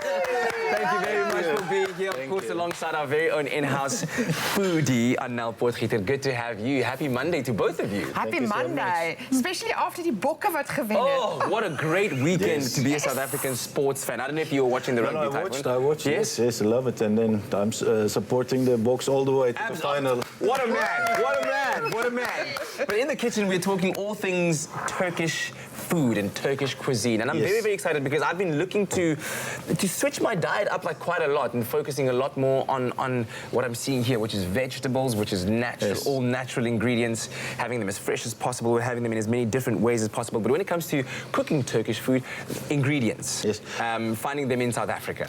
Look, what we have here, everything you can find in a store. Cucumbers, peppers, tomatoes, olives, lemon, aubergines, you know, like everything, all the ingredients we can find here. Yeah, and we're using today mincemeat that's very economical. We've got just yogurt, a simple salad, and some olives with lemon. So it's really, really stuff that you can buy. And then all the herbs as well is also local. So we've got mint and parsley there. And then we've got, you use paprika. Paprika, a lot. Paprika, we use a lot. And then there's dried mint we use a lot. If you cannot find fresh, you use dried mint. And then, like here, garlic, white onions. So everything is, and then this, Annel. What is that? I got this, it's amazing. It's oregano. Oregano? But on a bush, like what you do is, Oh, wow. How strong is this? Yes. Yeah. So you can use it like this. It's going to be a bit strong, I guess. Yeah. So you use less of it? Yes. Yes. Like when it is dried, you can sort of, it keeps the flavor, but I think a fresh one is something that, yes, you can... On a different level. Okay. A different level. So those are the kinds of flavors you're looking for when it comes to Turkish cuisine, right? It's very easy. It's oregano, it's mint, it's salt, it's pepper. It's like really simple. Rosemary, really simple flavors. Annel, what's your favorite kind of Turkish dish? My favorite dish is very simple. It's called balik ekmek, ne? Yes. Is it correctly? Correct, yeah. Balik ekmek. Yes, balik ekmek. What is And that? it's a very simple sandwich, fish sandwich. Fish sandwich in mackerel. Yeah, mackerel. Nee? Mackerel, yes. So on the boats and on the Bosphorus River, they've got all these guys braaiing on the river. The fish they braai it on the river. Yes. And then they give you your bread on the fresh fish on the bread for you. And then there's a type of pickle as well you can buy, They added into that, I think it's cabbage. Yes, a cabbage pickle. Cabbage pickle. Yes, and now that's my favourite thing. For me, anything that comes in a tagine, that's cooked in a tagine, is beautiful. That is now we're going to North Africa, Morocco. Yeah. That's more Moroccan. All right. I thought it was that had a link to Turkey as well. But like it was historically Ottoman Empire. Yes. That was a part of us. Okay. And we took their culture a bit. We added something to their culture. You know, like that's how it there's works. a bit of an exchange there. Okay, good. Thanks for teaching me that. So let's talk about what is on the menu today. Okay. Now today, we have a salad, çoban salata, which means a shepherd salad. This is what a shepherd in the mountain. Onions, cucumber, and tomato. Yeah. So a çoban is a çoban shepherd. is a shepherd. Yes. Çoban. Çoban, yeah. Çoban. When they sort of herd their sheep, they make this simple salad. Are we going to? This is called Ali Nazik. It comes from a town called Gaziantep, which is in the south part of Turkey. In my opinion, it is the culinary center of Turkey because, like, it has taken so much. Interest from most countries, Arabs, Jews, whatever. So like their kitchen is amazing.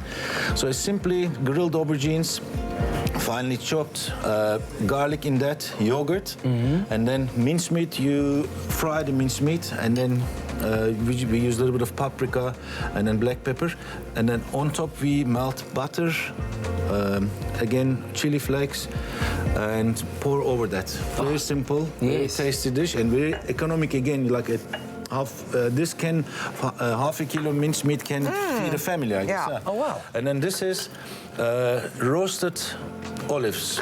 It's something like in between you eat as a snack or whatever. Yes. The different types of olives, and then you sort of get a garlic and you crush it, and then you pour your olives in there, and then a little bit of a lemon zest, and then one twig of oregano. Yes. And then you bake it in the oven with a little bit of olive oil. For how long? You're gonna have it in the oven for 15 minutes. 15 minutes until the olives are nice and soft. They soften, and then they sort of lose texture to sort of like really pops put out. Yes. And then you can eat this hot. And then the shepherd salad that Anel is now mixing there is like very simple. Everything is. This whole table is probably under 100. Yeah. Oh my goodness. Tasty, economical, local ingredients. So we've got 2 SMSs for you, or keywords rather, for you at home to SMS if you're looking to make the çoban salad, the shepherd salad that you see over there. SMS the keyword salad to 33728, and then to make this delightful olive baked olives with the infusion of the lemon. And there's the garlic and the rosemary. SMS the keyword eat to 33728. Wonderful stuff. It looks. It's a lot less complicated than I thought it would be. Really. Taste these olives; they are divine. Yeah. They. Lovely. That's very, very good. Soft. And like you said, as an in-betweener while you're enjoying the rest of your meal, then you bring in some of the salad in there as well with the peppers, the sweet. Oh man, lovely stuff. All right. There you have it. We're going to be exploring more Turkish cuisine right here on the Culinary Hotline. Bling! Sing! Sing! Sing! From the kitchen to the music floor, we are still hanging out with acoustic elements right here on your Feel Good Breakfast Show. We're about to elevate, and you're probably wondering why they're chatting up a storm while we're doing this. It's because we've all seen them perform their rehearsed songs. They do such an incredible job at it. They go all over the world performing and just mesmerizing audiences. But how well do they do when they're on the spot, under pressure? They're given the name of a song, the artist's name, and they've got to perform it together. Do they do well? Could this take them on international stages as well as their rehearsed material does? And hopefully you guys know your music really well. Yeah, let's hope so. I'm just glad you think we rehearse in general. Did you guys never rehearse? I could tell earlier on there was a bit of a glitch there. Like, I wasn't sure about that performance, but I'm glad you now confirmed what I thought. No, I'm kidding. But listen, you guys, I'm going to give you names of a song, title of a song, and of course, the artist name, and hopefully you guys, your music knowledge is all the way up there, all right? Cool. Let's get this game going. Okay, Drive, Black Coffee and David Guetta.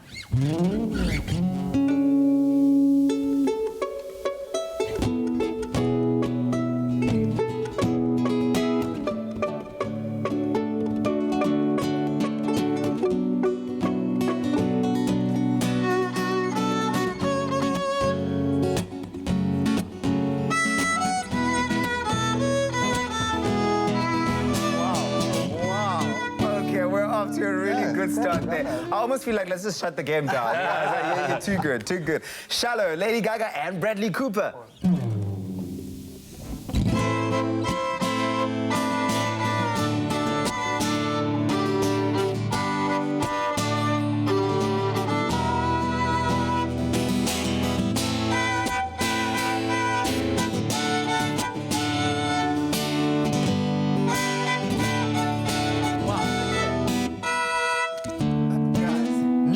Dua Lipa.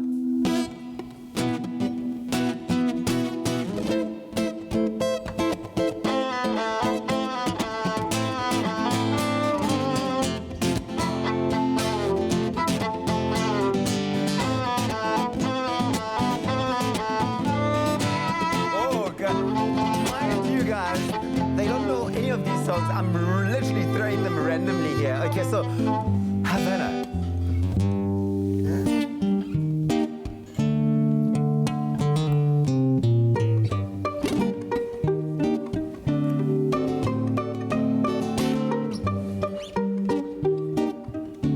Ed Sheeran, Perfect.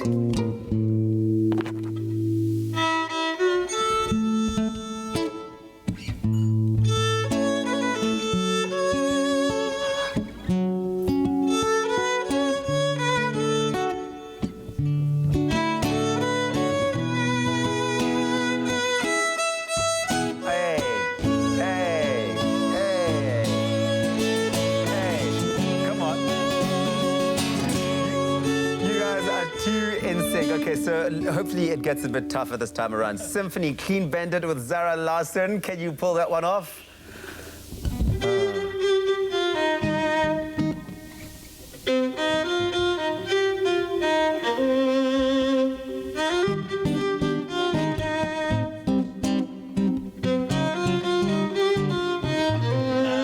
Too good at goodbyes, Sam Smith.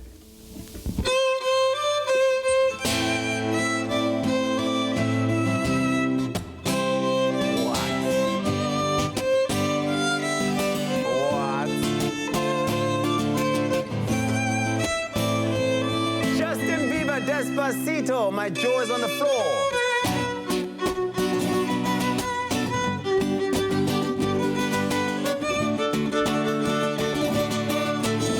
Take me to church, Hosier.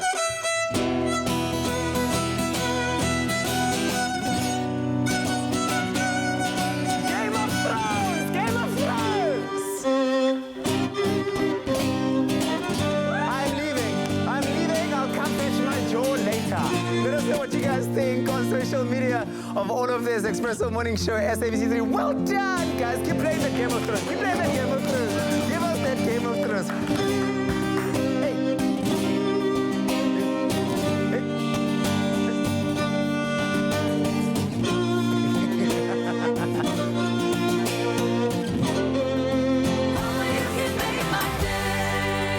There's nothing smoother than winning when you buy Tropica. To enter for Tropica Island of Treasure Curacao, buy any size and your favorite flavor of Tropica in fresh or long life. Find the unique code behind the label or the sticker. Then follow the entry details on the pack and you could win daily prizes of airtime, cash, LG Q60 smartphones, 55-inch LG UHD smart artificial intelligence digital TVs, steam dishwashers, Caribbean tan hampers, or guest watches. That's more than 100,000 prizes. Now, for your chance at competing in Tropica Island of Treasure Curacao, record a video audition of yourself describing how you would outsmooth your competition on the island. Then, load that video onto Instagram, Twitter, or Facebook with hashtag TIOT9 or WhatsApp the video to 063-921-8395. And it could be you winning a share of 1 million rand plus smooth fame and fortune while flying with KLM to the Caribbean for this season of Tropica Island of Treasure Curacao.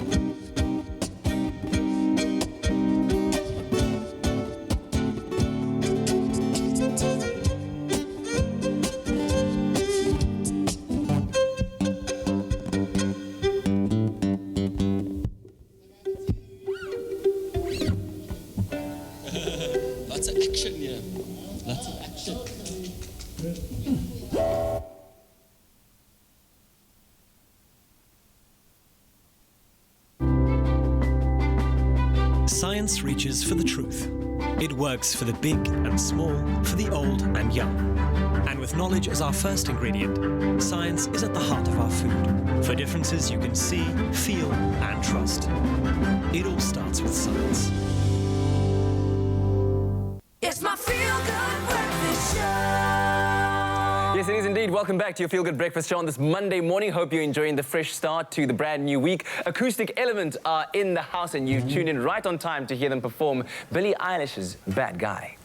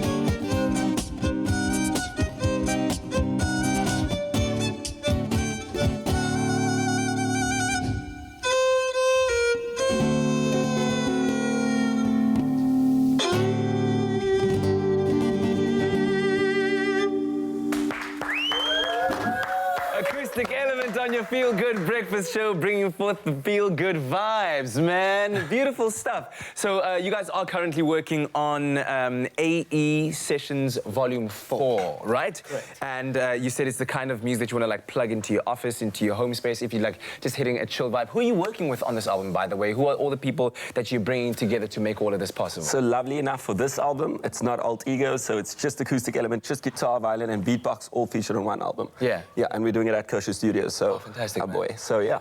Just the two of us. DJ Kosher, man. So quickly let us know also again about the summer sessions that you're going to be doing, because you're going to be very, very busy throughout the December period, right? Indeed. So both Acoustic Element and Alt Eagle will be, you'll be able to see us at beach bars along basically the Atlantic seaboard in the Grand every weekend? Stroller. This weekend coming, and then very often afterwards, yeah. Basically every weekend. Yeah. Excellent stuff. Where can we keep up with your comings and goings?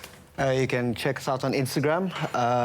at Acoustic Element, as well as Facebook, and yeah, for our music, Spotify, iTunes, Apple Music, SoundCloud, and YouTube. Excellent stuff. And on Expresso Morning Show, SABC3 is where you can link up with us and let us know what you thought about that performance, which I thought was particularly wonderful. But if you look at the time right now, yes, it is the top of the hour. Time for the news, sports and weather.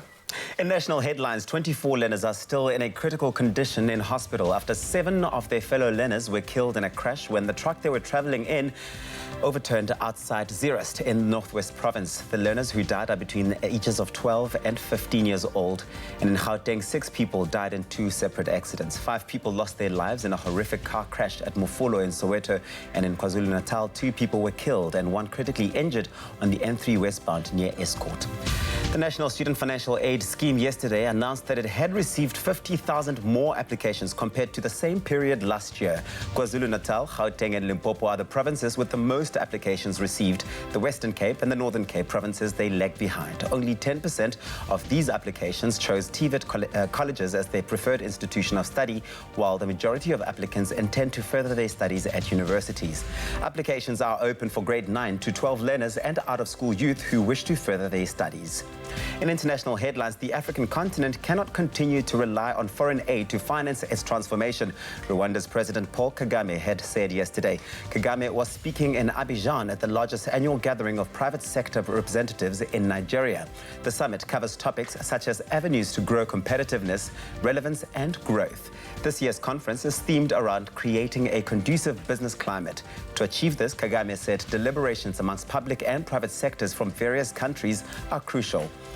A defiant British government yesterday insisted it would leave the EU in 11 days' time, despite Parliament's forcing the Prime Minister to request another delay. In a day of high drama on Saturday, MPs in the House of Commons rejected the agreement that Prime Minister Boris Johnson had negotiated with the EU. The defeat leaves Johnson under mounting pressure to find a way on how Britain would leave the EU bloc. French President Emmanuel Macron repeated his view that a new Brexit extension was not good for anyone.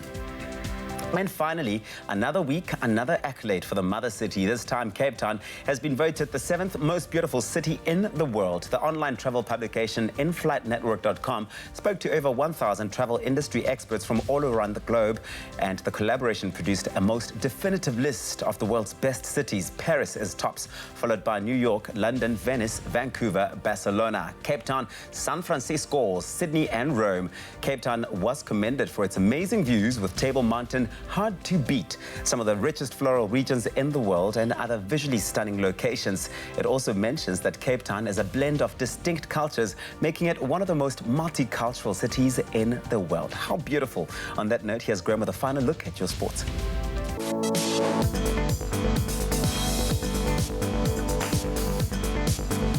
Let's kick it off with the Rugby World Cup, and of course the Springboks are one step closer to bringing home the coveted Webb Ellis Trophy. That was after Makazole Mapimpi scored 2 tries to help the team advance to the Rugby World Cup semi-finals, beating tournament host Japan 26-3 at the Tokyo Stadium yesterday. Mapimpi scoring a try in each half, and eventual player of the match, Faf de Klerk, adding another. South Africa ended Japan's hopes of advancing to the last 4. Andre Pollard scored 11 points on the day as well, while Japan could only take a Yutomura penalty from the encounter. Then Saturday's Rugby World Cup action saw the defending champions looking very strong. New Zealand beating Ireland 46-14. Before that, England claiming a 40-16 win over Michael Checker's Australia. Then yesterday in the earlier encounter, Wales narrowly beating out a 14-man France 2019. A lot of luck there, I think, to advance to the semi-finals, where they will, of course, face the Springboks as we make our way to the World Cup final on Saturday. England will indeed face the reigning champions, the All Blacks. Then on Sunday, the Springboks take on Wales. The tournament final will be contested on the 2nd of November at Yokohama City. Then on to the shorter format of the rugby game. The Springboks Sevens team, they suffered a 19-14 loss to Kenya's Morans in the cup final. That's in the 2019 Tusker Safari Sevens tournament that took place in Kenya over the weekend. The Morans consist mainly of the Kenyan HSBC World Rugby Sevens series squad, and they scored 3 tries in a 6-minute spell to help them claim the title. Well, some good news for the Blitzboks, though, with Salvain David, Saviwe Soezapi, and Impi Visser afterwards all being named in the team of the tournament for their respective performances. Then a big footballing weekend. It was derby time, and Liverpool's advantage at the top of the Premier League standings had now been cut to 6 points after they were held to a 1-1 draw against Manchester United at Old Trafford last night. United forward Marcus Rashford opening the scoring for the home side. That was after a video assistant referee allowed his goal. And the Reds' Adam Lallana, a replacement on the field, equalised in the 85th minute to rescue a point for Liverpool, who still lead the reigning champions Man City on the league standings. That's a wrap of your sport for this Monday morning.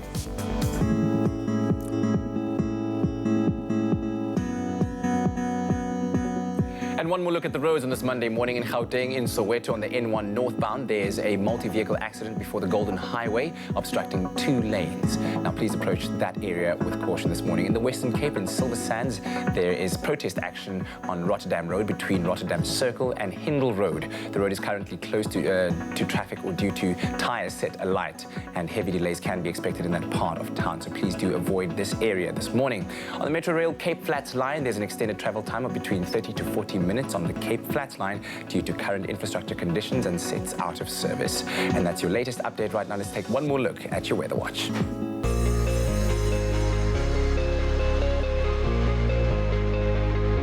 And we take a final look at the weather report. But first, we take a final look at your sunrise pictures. Thank you so much for sending those through to us this morning. Thank you, Fatah Khan, for your sunrise picture from Richards Bay. Tirelo Lerumo for your sunrise from Pretoria, Tshwane. Leon Venter for your beautiful sunrise picture from Umtetweni out in Durban, or KZN rather. Tamesh Amratla for your beautiful Durban sunrise, as well as Colby for your spectacular sunrise from Leo Doringstad. Lastly, Donald Shaupani all the way out in Lesotho. Such beautiful pictures we've received. Let's do it again bright and early tomorrow morning on our Facebook page, Expresso Morning Show, SABC 3. And now we take a final look at those temperatures. We start off in Polokwane, 17. That's your low, reaching a high of 36. And of course, if you're out in Mbombela, times of sun and clouds today, 15. That's your low, reaching a high of 35. With plenty of sunshine expected in the mother city, that's Pretoria, rather the capital city. Plenty of sunshine, 18. That's your low, reaching a high of 36. Johannesburg, 16 and 33. If you're out in Mahikeng, expect the highest temperatures in the country, 16. That's your low, reaching a high of 37. With Klerksdorp starting off at 13, going all the way up to 35. Kimberley, southwesterly wind, traveling at 22 kilometers. That's for you today, 10, reaching a high of 29. Bloemfontein, 8. That's your low, reaching highs of 29. If you're out in Richards Bay, rainy day today for you, 16, reaching a maximum of 24. Occasional rain is also expected out in Pietermaritzburg, 10 and 23. With Durban starting off at 15, peaking at 24, and expect some heavy rainfall over there. A couple of showers for Mthatha, 6 and 22, with a light drizzle for East London, 10, reaching a maximum of 20. If you're out in Craddock, expect occasional rain over there as well, 4, reaching a maximum of 23, with a couple of showers expected for Port Elizabeth, 10 and 20. Heavy rainfall out in George, 9, that's your minimum. Maximum temperatures 18. And if you're out in Sutherland, you start off at 1, reaching a maximum of 17. And of course, you've got the lowest temperatures in the country today. Cape Town, 11, reaching a high of 18. Worcester, 7 and 20. If you're out in Springbok, your low today, 9. You've been dealt with 24. That's your maximum. And if you're out in Uppington, southwesterly wind, it's traveling at 17 kilometers per hour. And your low is 12, reaching a high of 28. And that's where we leave it for this morning. All around. Now, the question is, are you ready to win a shared R1 million grand prize with a celebrity? Well, have you always wanted to come to visit the Caribbean? Then what are you waiting for? Now is your time to enter to star in TIOT9, that's Tropical Island of Treasure Season 9. In fact, let's find out how many days you have left to enter.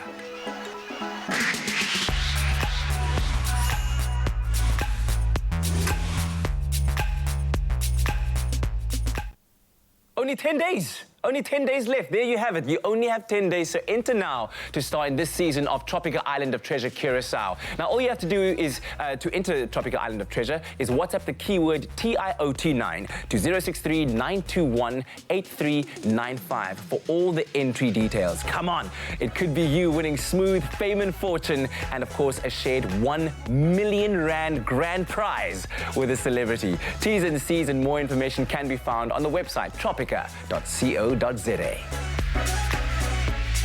Well, we all know that meeting your partner's parents can be one of the most stressful things. There's a lot of pressure because you're thinking, will they like me? What are they looking for when it comes to a partner for their child? What was it like for you meeting your partner's parents? Yeah, no, Lindsay's folks are awesome.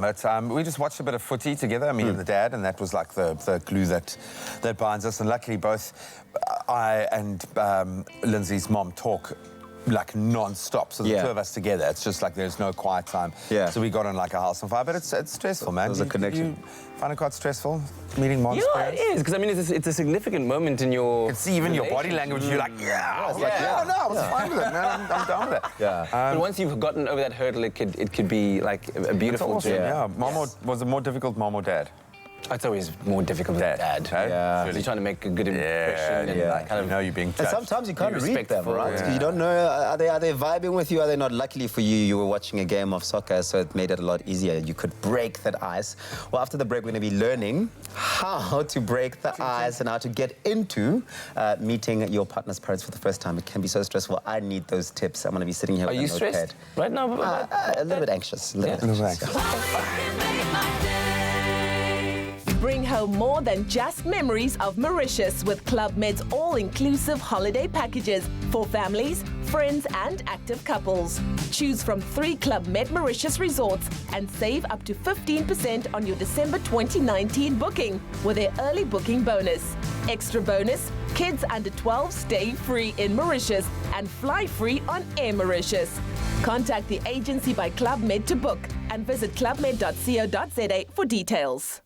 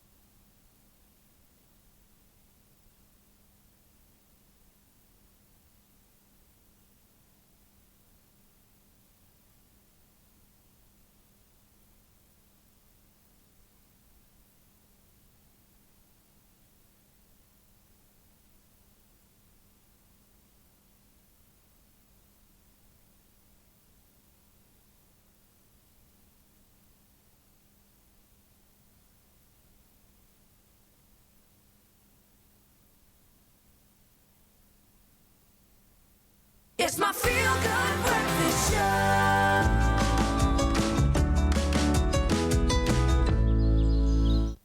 Welcome Welcome back to it. It is your feel-good breakfast show, Expresso, right here on SABC3.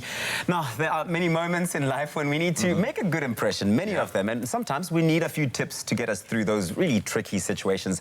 We've seen the presenter search on 3 contestants. You know, they've had their time to shine with presenting, but you can also have the time to shine every day in your life with Orbit Gum. What we've done is we've got you covered. If you are wondering what the best way is to give an impression and make a good one at that on your potential in-laws, then we've got clinical psychologist Asha Dulab here in the house to give us some tips on how we can get a good impression going first time. First time.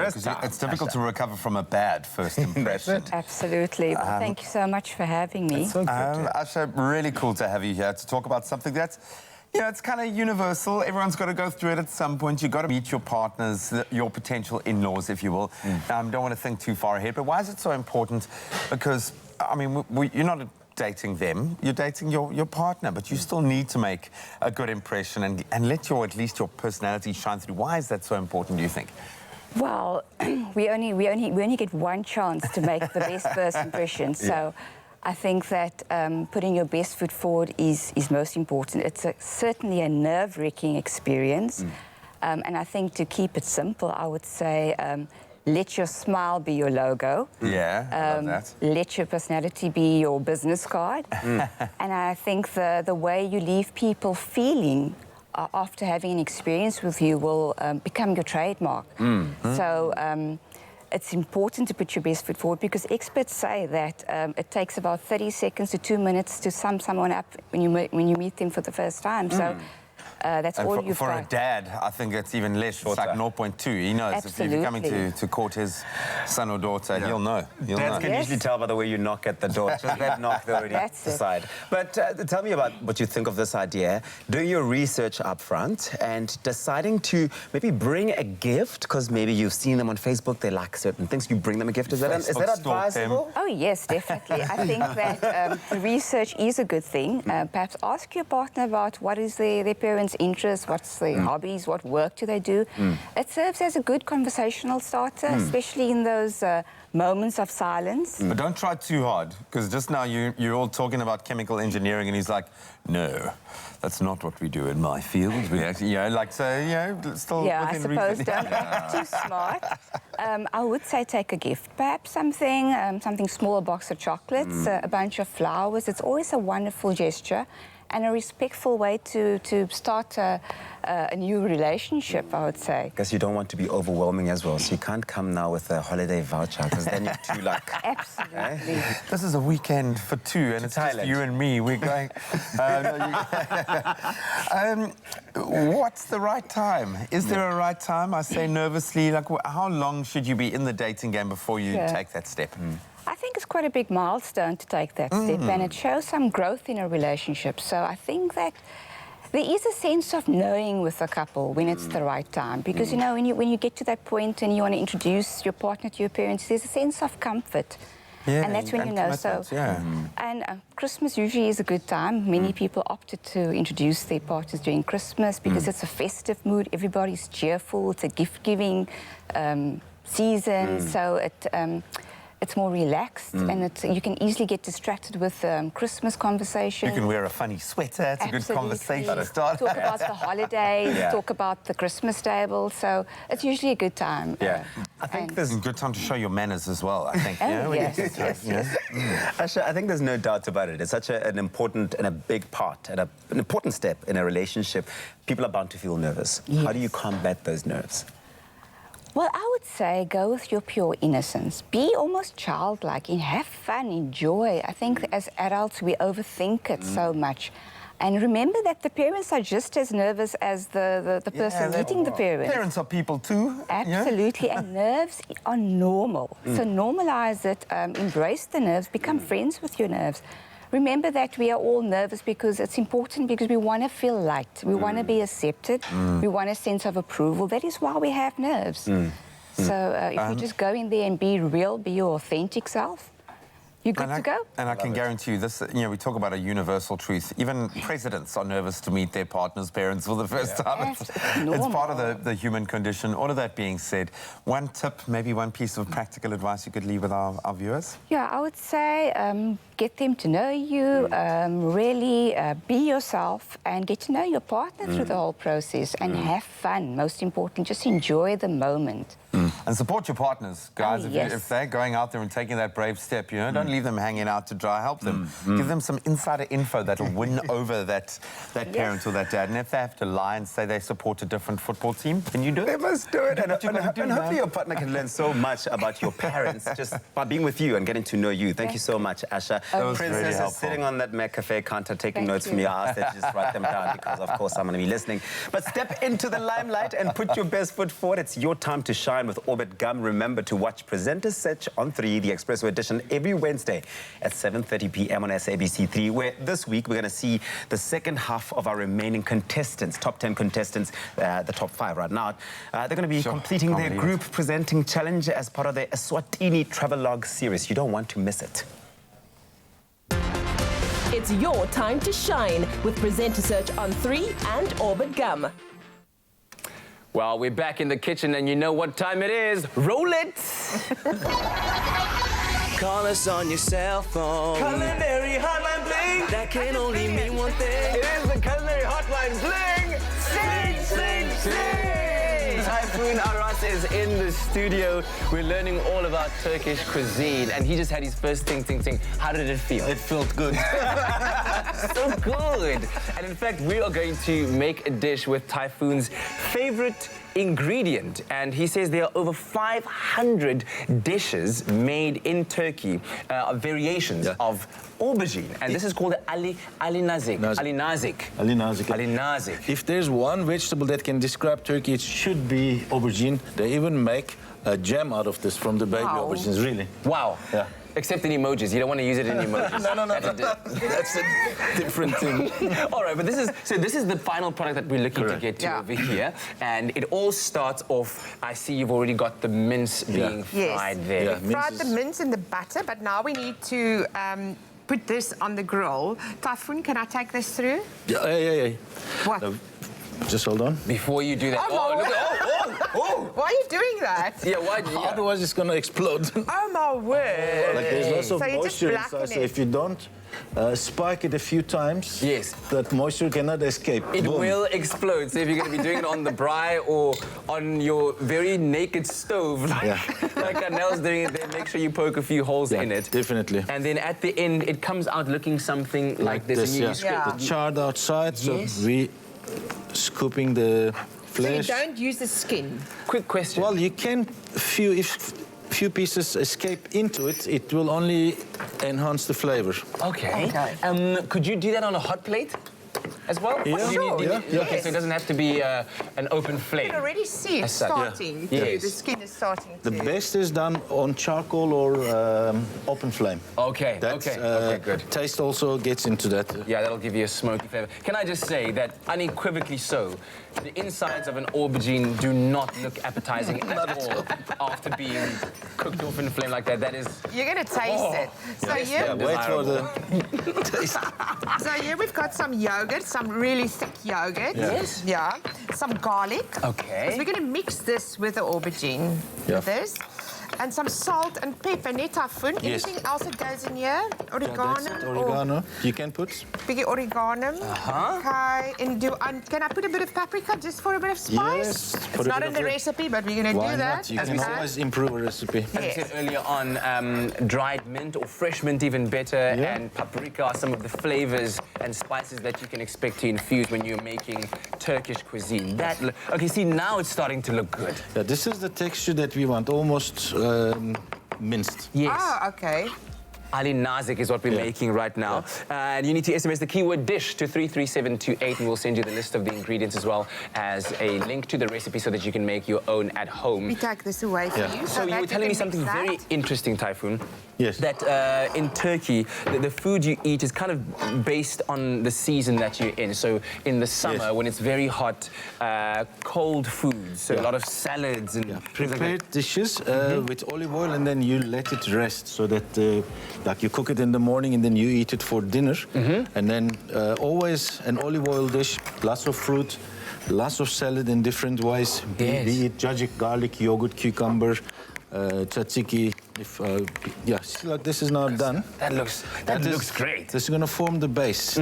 Again, very economical. The ingredient is aubergine, 1 or 2 aubergines. And then we sort of put it at the base. Yeah. That looks good. That looks so good. By the way, we were learning some Turkish off camera that we're going to teach you a little bit. So if you're looking to upgrade your linguistics, here we go. Merhaba.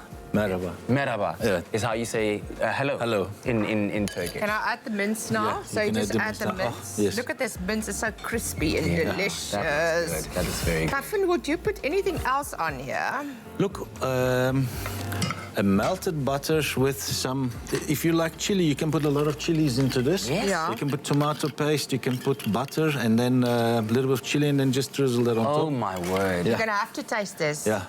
Are these special Turkish presentation dishes? Yeah, these are some of my junk at home. Thanks for bringing your junk to our kitchen. Thank you. But look, I want you to taste this now. I would love to. Look at that. Oh, yes, dig in. My word. Okay. Place it right there. That's a lot of chili. Bit of parsley as well. Ja. Kafin, kan ek ook 'n bietjie proe asseblief? Ja, alsjeblieft. Ja, gaat ie. Nice.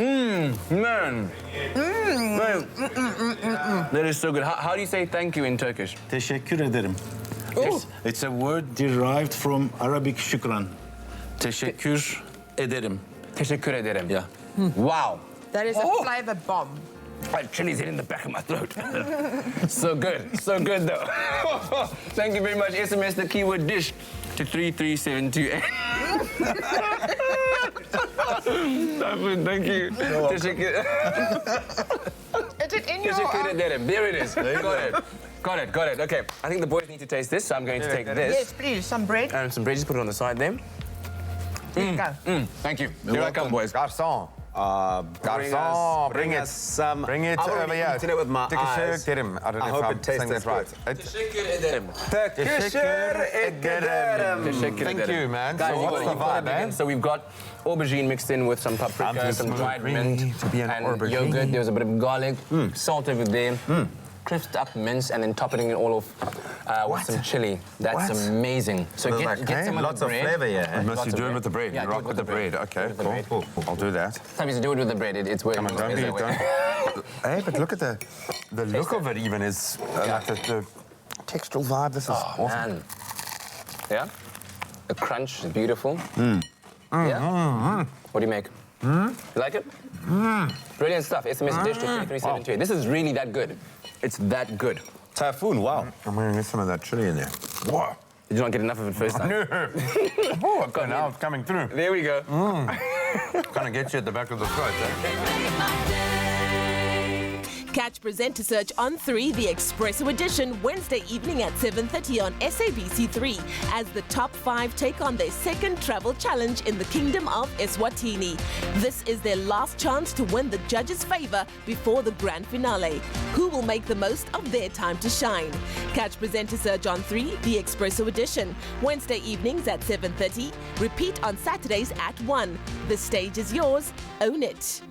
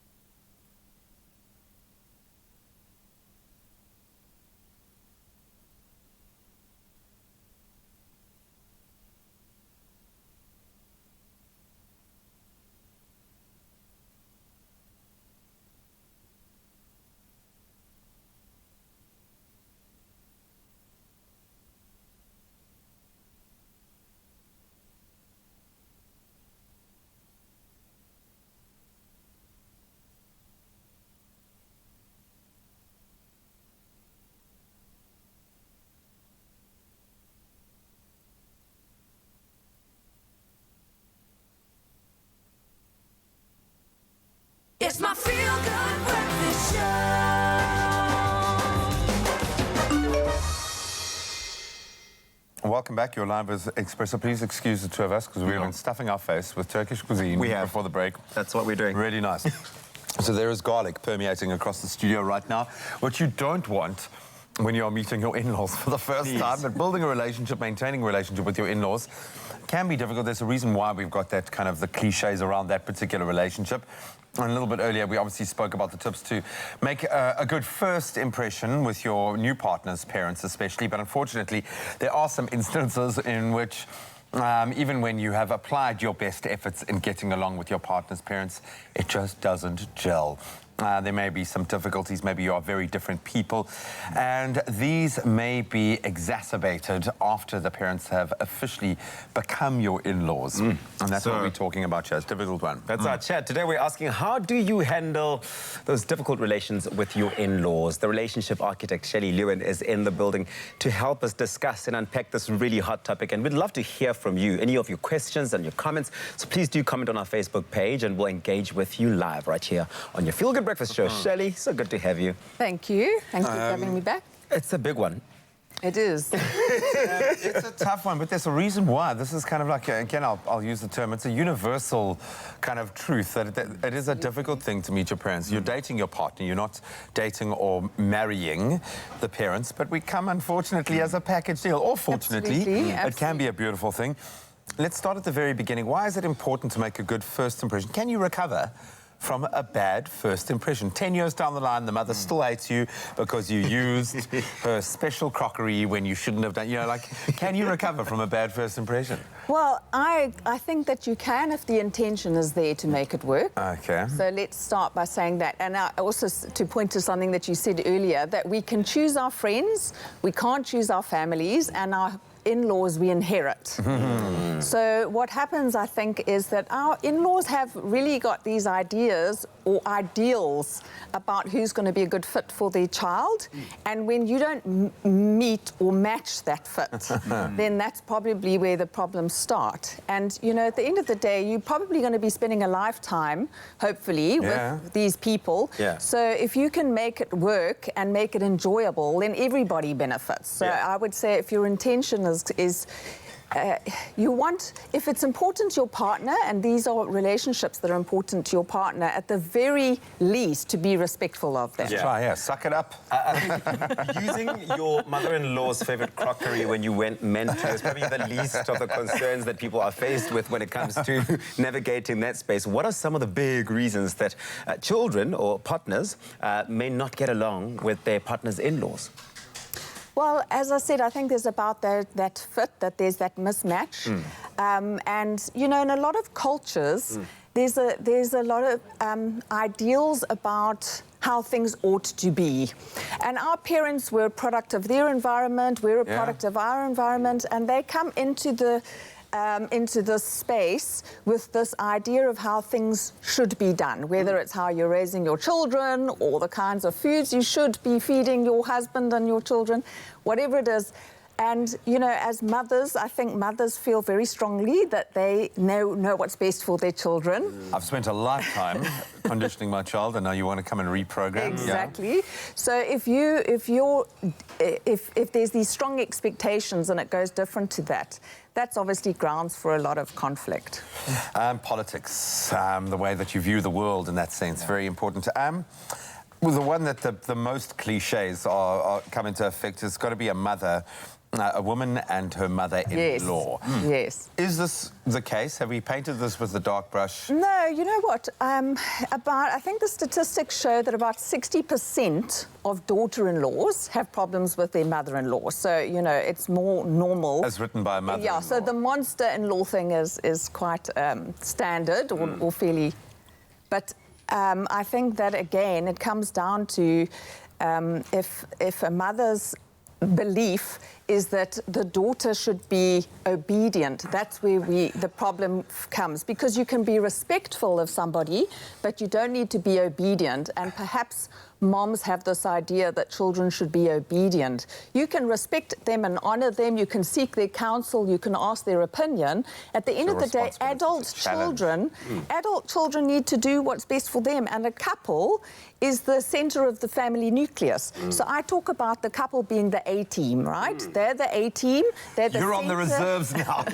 Well, and they're the A team. Their dependents are the B team, and the extended family are the C team. Friends, the D team. So the couple, the A team, need to decide what's best for them and the best way forward for them and their family. Oh, Shelley, it feels like you're talking to someone in particular. I don't think you want to say that to camera. You want to directed. You want to just look at the camera. But of course, it is a hot topic because Shelley, you're in a relationship architect here on your Feel Good Breakfast Show. We really do want to hear from you. And I mean, the thing about this is it's a two-sided sort of conversation to have. So if you are an in-law and you've had experiences with your child's partner, for example, we'd like to hear from you on Facebook. If he's just not good enough for your daughter, you feel that way, and how you navigated that and how you managed to sort of get into that relationship, comment on our Facebook page, Expresso Morning Show, SABC3. We'll be back with more.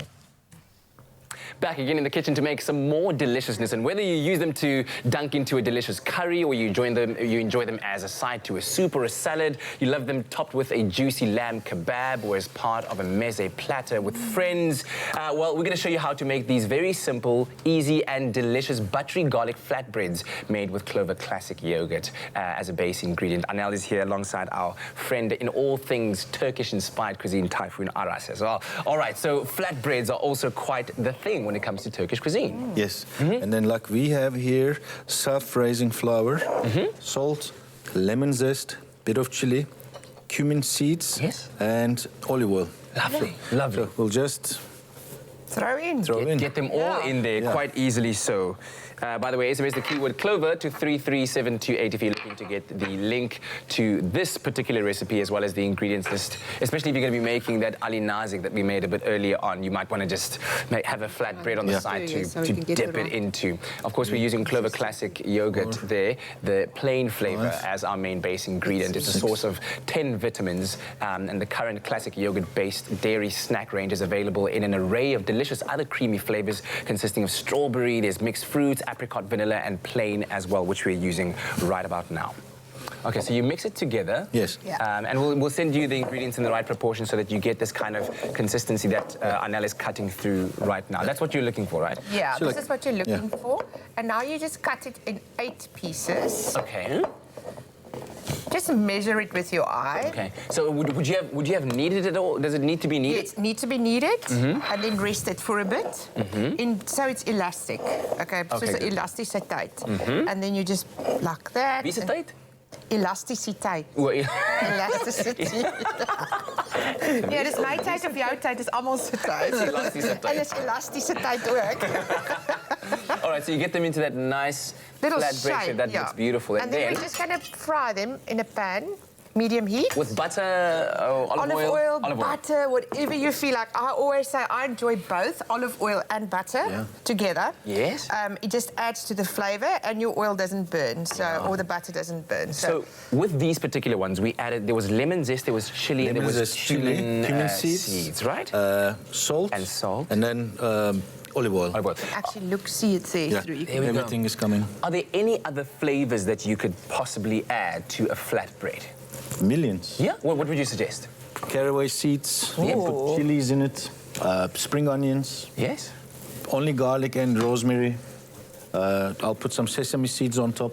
Oh, yes. Like toasted sesame seeds. While they are, look, you can do whatever your heart wishes. There's no end to it. Yeah, I always say our recipes is there for inspiration. Yes. But just do whatever you like. Enjoy it. Enjoy the kitchen. And if you've got something in your kitchen you enjoy, if you like chili, add chili. Yes. That's what it's about. Yeah. That's what it's about. So we're going to fry this off, and when it's done, it actually looks like these. Beautiful. So lovely and golden on the outside. Yes, lovely and golden. And Crispy. that's... Yeah, now this is melted butter. Yes. There's oregano in it and mint, I think. Yeah, oregano, mint, and garlic. And garlic. Wow. Yeah. So what we're going to do is once it comes out of the pan, while it is still crispy, we'll brush it on the... So like it absorbs that and adds another layer of flavor as if it is not enough flavor in it already. That's beautiful. Yeah. So you can again add anything you want into this as well. Brush a bit of that off. All right, while you do that, you SMS the keyword Clover to 33728. Let's quickly show you a quick recap. Clover Classic, the creamy taste that takes you back. Made with love by Clover. Clover Classic garlic flatbreads will be the perfect side to a curry, to make a wrap, or to enjoy as part of a meze platter. Sift 1 1/4 cups of self-raising flour into a mixing bowl, followed by a cup of Clover Classic plain and a touch of Pride. Next, add half a chopped green chili, the zest of 1 lemon, a teaspoon of salt, and a teaspoon of cumin seeds. Mix all the ingredients until a dough starts to form. Then knead it until it has an elastic consistency and set aside for 30 minutes. Divide the dough into 8 equal portions and roll each section out into your desired thickness. For the garlic butter, add half a cup of clover butter to a saucepan. Then add a teaspoon of salt, a teaspoon of ground cumin, a minced clove of garlic, and a tablespoon of chopped coriander, and let the flavors infuse over a gentle heat. Heat a non-stick frying pan and fry the flatbreads until golden and puffed, flipping them over as they cook. Brush the flatbreads with the garlic butter and serve. Being awesome is easy with a little help from Clover. Go ahead and make summer meals and entertainment a breeze with these anytime flatbreads. Made with love by Clover. Excellent stuff. SMS the keyword Clover to 33728. Those are looking beautiful. Yeah. And as Typhoon said, as soon as they come off, you brush them with that beautiful mixture of garlic. There's melted butter, there was oregano, and there was mint. Chopped fresh mint. Chopped fresh mint. And there you have. There you go. Is that a fresh one? You have to taste. Oh my goodness. Ek gaan weer vir jou van die gee. Ja, I don't mind. I don't mind. Thank you very much. I'll hold on to. Oh, that's good. Typhoon, you want to taste this Yeah, I'll take a little piece as well. So Thank you. Before we go, I've got a fun little game for me and Anel. A game? No, turn around. So Typhoon, we're going to read Turkish phrases, 2 each, and then you're going to judge whether how good our Turkish is. No, you and I are reading them. Okay, Typhoon's going to judge whether our Turkish is good or not. Okay. So here's your first one. There, it's that first. Hoş geldiniz. What does that mean? Welcome. Hoş geldiniz. Yeah, that's good. Okay, I'm going to try this one. What is hoş bulduk? Like when you greet someone, welcome to my house, they say hoş bulduk. It's good to be here. Oh, sorry, hoş bulduk. Not bulldog, like not be scared of the bulldog. Here's one for you. Buyurun. There you go. Like when you can invite somebody, buyurun, sit down. Buyurun. Okay, I'll go one more. Wait, this one. Eleniz salik. Elenizi salik. Elenize sağlık means when you want to compliment a chef. Like the food is so delicious, health to your hands. They're the ones who made this. Eleniz salik. Elenize sağlık. Thank you very much. Yeah, wonderful stuff. All right, get that off the pan, it's going to burn. We're going to take a quick break and we'll be right back on your Feel Good Breakfast Show. Typhoon, thank you so much. You're welcome. Excellent stuff. I want to dip into Thanks, this. Abby, yeah. The creamy taste that takes you back. Made with love by Clover. Feeling lucky? You could win one of 3 epic prizes every Friday courtesy of Dion Wired. That includes an Xbox One S, a Samsung Note 10 and an iPhone 11. SMS the keyword Dion Wired, your name and email address to 33728 to win. Plus, when you SMS in, you are entered into a grand prize draw to win a trolley dash in a Dion Wired worth 100,000 Rand. Winning has never been so easy.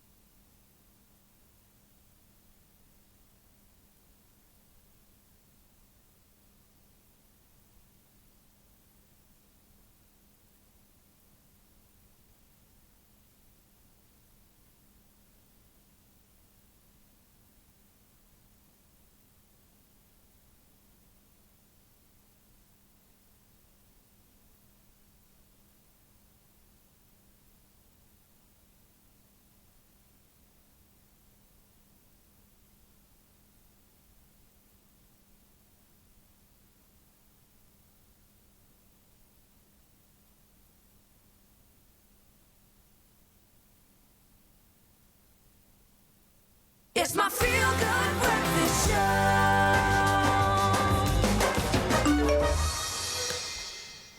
Welcome back. You're live with Expresso on Monday, so we're talking relationships. And today, the relationship architect, Shelley Lewin, is in the hot seat to help us discuss quite a hot topic, how couples can navigate the tricky waters of relationships with their in-laws. And we'd love to hear your questions or your comments. Maybe you have an amazing relationship with your in-law. Maybe your relationship with your partner's mother freaks her out because it's so good. You can let us know. Shelley would love to also answer those. Don't guffaw in the background there, dude. We love this. We love navigating these tricky waters because it is something that anyone in a relationship is going to have to get through. Maybe it's compounded, Shelley, if you're all living in the same house together, which does happen. There are many circumstances that can throw you all into the same mix. Is that really, how difficult is it to manage that, and could it intensify things if you're all under one roof? Yeah, I would absolutely agree. Merging of families, many people living under one roof is going to exacerbate things because, as I said earlier, a couple is normally the center of the nucleus of the family. So when you're merged and there's few families living under one roof, who's the head of the home? So what's the hierarchy? Who's actually the boss and makes the decisions? So I would say that in a situation when you're all living together under one roof, you really need to have clear boundaries around roles and responsibilities, you know, and also expectations. What are the expectations? When do the couple get to have their own private time? What are the expectations? But who sets the tone? Excuse me, just jumping in there, but do you go and have this conversation, you sit your in-laws down, all right, guys, this is how it's going to work? Well, I do all right, think... Thursday, or is it up for your partner to preemptively kind of have that chat? Well, ideally, the couple will discern between the two of them, how would we like to navigate this, you know, and what does that look like? And then probably respectfully, if the husband's family, for him to probably initiate those conversations and to talk about how, you know, how do we all create a space where we can honor and respect each other and fulfill our emotional, physical needs in everybody's under one roof. And communication is a crucial piece of that, healthy communication, positive effect of communication. And we said earlier that sometimes having arguments is healthy, you know, healthy. Yeah, conflict model. Exactly, fight the problem, not the person, you know, figure it out as you go, sort it out, work it out. Often you can build respect in that space, depending on how you conduct yourself. You go about it. Yeah. But I'm imagining, and tell me if I'm wrong, to think that it is, and it should be, the person whose parents it is that sort of cultivates and sort of creates the environment. So your partner can't just throw you into the deep end, go swim with my all right, Mum, this is him. And then step back. You kind of have to like lead it, drive it, and manage it, right? Absolutely. Yeah, there's going to be, of course, a period of adjustment. You know, the family dynamic is a powerful one, and you're bringing someone external into that family dynamic. So there's going to be some turbulence, some adjustment. And then it's up to the partner to initiate and to navigate those conversations that he's already had with his partner, and they've decided how we are going to, what's best for us, and for him to, or her, whoever's parents it is, to initiate those conversations. If something is insurmountable, if maybe something happens or there is a difference in ethics and it feels like you'll never get past that, how do you deal with that? Well, as I said right at the very beginning, I think intention is everything, okay? That if you have intention and you consistently make effort to try and resolve the issue. The second thing is empathy. You really need to hear and listen, put yourself in your in-laws' shoes, you know, really attempt to listen, validate their feelings, try and seek to understand what is it that they are trying to, you know, to bring across. Exactly. Again, it's about being respectful. You don't have to be obedient, but be respectful, and find the things that you do enjoy about them. Highlight the things that you can appreciate about them. So, you know, it's a process. Yes. It's a journey. And if you're giving up because the first year that you get married is probably going to be the most difficult, and the first year that you have children will be the most difficult. Okay, so it's about a journey, and you want to keep persisting with showing your good intent. It sounds like it is a work of respect, number one, but it's also about intention and Just being present and sincerity. Yeah, and I think being it's about going in authentic, there with an open mind and sort of having no preconceived ideas of what they're looking to get out of you and really working at it together. Yeah, the person that suffers the most is your partner, who then often becomes the referee. And that's, so, you know, you really, that's not a helpful situation for anyone. And so I would say that as much as possible to between the two of you as a partnership, to work it out between the two of you as the centre of the family, and then for the parent, the child, to deal with his parents, and then if that doesn't work, then you can have a meeting like where you're all involved, like adults, and have an adult conversation. I absolutely love it. To empathise, life will be a lot easier for you, and what you can't change, suck it up, because it's love, baby. It's love. You love it all. Shirley, you are awesome. You are the architect, indeed. Thank you so much. You can continue to let us know, give us some tips about how you handle the tricky waters of forming a relationship with your in-laws. Very valid advice there. Thank you very much for that conversation, enlightening. But you know what? What's a very important conversation to have, Sis Princess, is what are you serving up for me this morning? What do you have there?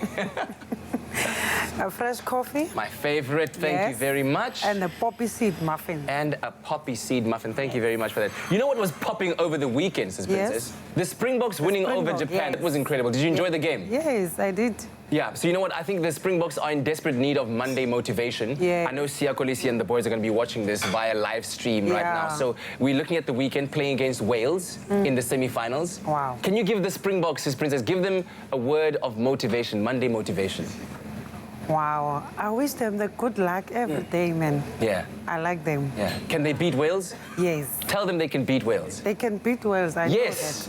You can beat Wales, Springboks. Believe that. Believe that. A taste loved by those who have tried it. McAfee, great coffee, simple. See you after the break. On the next episode, the top 6 get their hands dirty, working on a corporate social investment project that tackles food insecurity and hunger. But everyone is surprised when a certain someone returns to stir things up. Wow, I did not see this one happening. I'm shook. What's happening here? I mean, I'm excited, but what are you doing here? That's the next brand ambassador. Thursdays at 7:30 p.m. only on SABC3.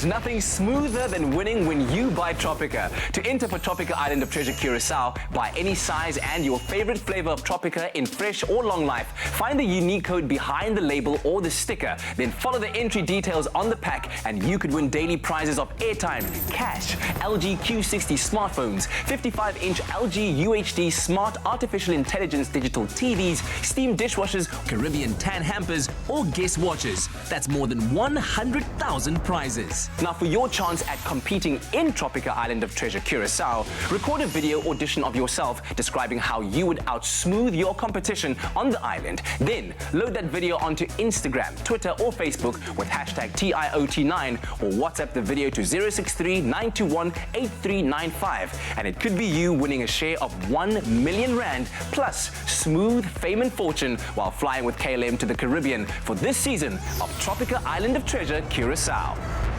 It's my feel-good breakfast show. Welcome back. This is your feel-good breakfast show, Expresso, on SABC3 on this Monday morning. A quick last reminder to you to enter to star in Tropica Island of Treasure Curacao if you're looking for fame and fortune. And you could be selected as one of the 6 consumer contestants going to Curacao in the Caribbean and, of course, being featured on the hit TV series. Plus, on top of that, you stand a chance of winning a shared 1 million rand with your celebrity partner. And all you have to do is WhatsApp the keyword TIOT9 to 063-921-8395 for all of the entry details, which we will then send to you, and you could stand a chance of teaming up with one of our favorite celebrities to be on the show. And also remember to buy Tropica for all the details on how you can stand a chance of winning hundreds and thousands of prizes. There are truly great prizes up for grabs, and who knows, it could be you winning smooth fame and fortune with a celeb partner on the island of Curacao. So WhatsApp the keyword TIOT9 to 063-921-8395 for all of the entry details and terms and conditions. If you're looking for those and more information that applies, go over to the website tropica.co.za. The warmer the days get, the more I feel like I want to go to Curacao. I know. It's gonna be so, no, it really does look like an amazing paradise. But yeah, I think the fact that you can win yourself $500,000 while you're there, and make no mistake, you're not there on holiday. You're there to dominate, to work. It's going to be awesome. So, having a look at some of your responses. Of course, the Springboks are in the semi-finals of the Rugby World Cup. So well done to the Bokke. Hashtag stronger together indeed. And people were loving, clearly, being able to watch the Springboks win. And you guys have been sharing your pictures with us, and this, I love that the whole clan out there. This one coming from Gavin Hoffman saying, good morning, team. Can't see the message there. And my whole family geared and teamed up for the match yesterday. Bokke all the way, baby. Yeah, baby. Here's another one we got here. It's still from Gavin Hoffman. So Gavin Hoffman took lots of pictures. Send us a montage. That's just beautiful. Beautiful Gavin Hoffman. And then Althea Wilson says, our blood is green. Yes, go back, go with Gertruida Langenhoven and 3 other people. So it was a whole group activity there. So you can continue to share the love all the way throughout the week. Of course, we will now be facing off against Wales on Sunday morning. It's going to be a big one, a tougher, I think, ask than Japan, but we are on our way, man. We will be in that final. Yeah. We actually need to bring the World Cup back here. Yes, that's what I say. We really, really do. That's all I've got. Thank you to all of you beautiful Benedict Nkumanda also sent us this picture. Look at that, family fun times. You can tell that the bride that went on in the background there. Oh, no, it's well on its way now. 2 All Blacks thrown in the mix. I don't know what you were doing, but thank you so much for sharing that love. We are, as we say, hashtag stronger together. Indeed, we are. And we're closing off this Monday morning with Acoustic Element performing a song called Dance Monkey. This by Tones and I.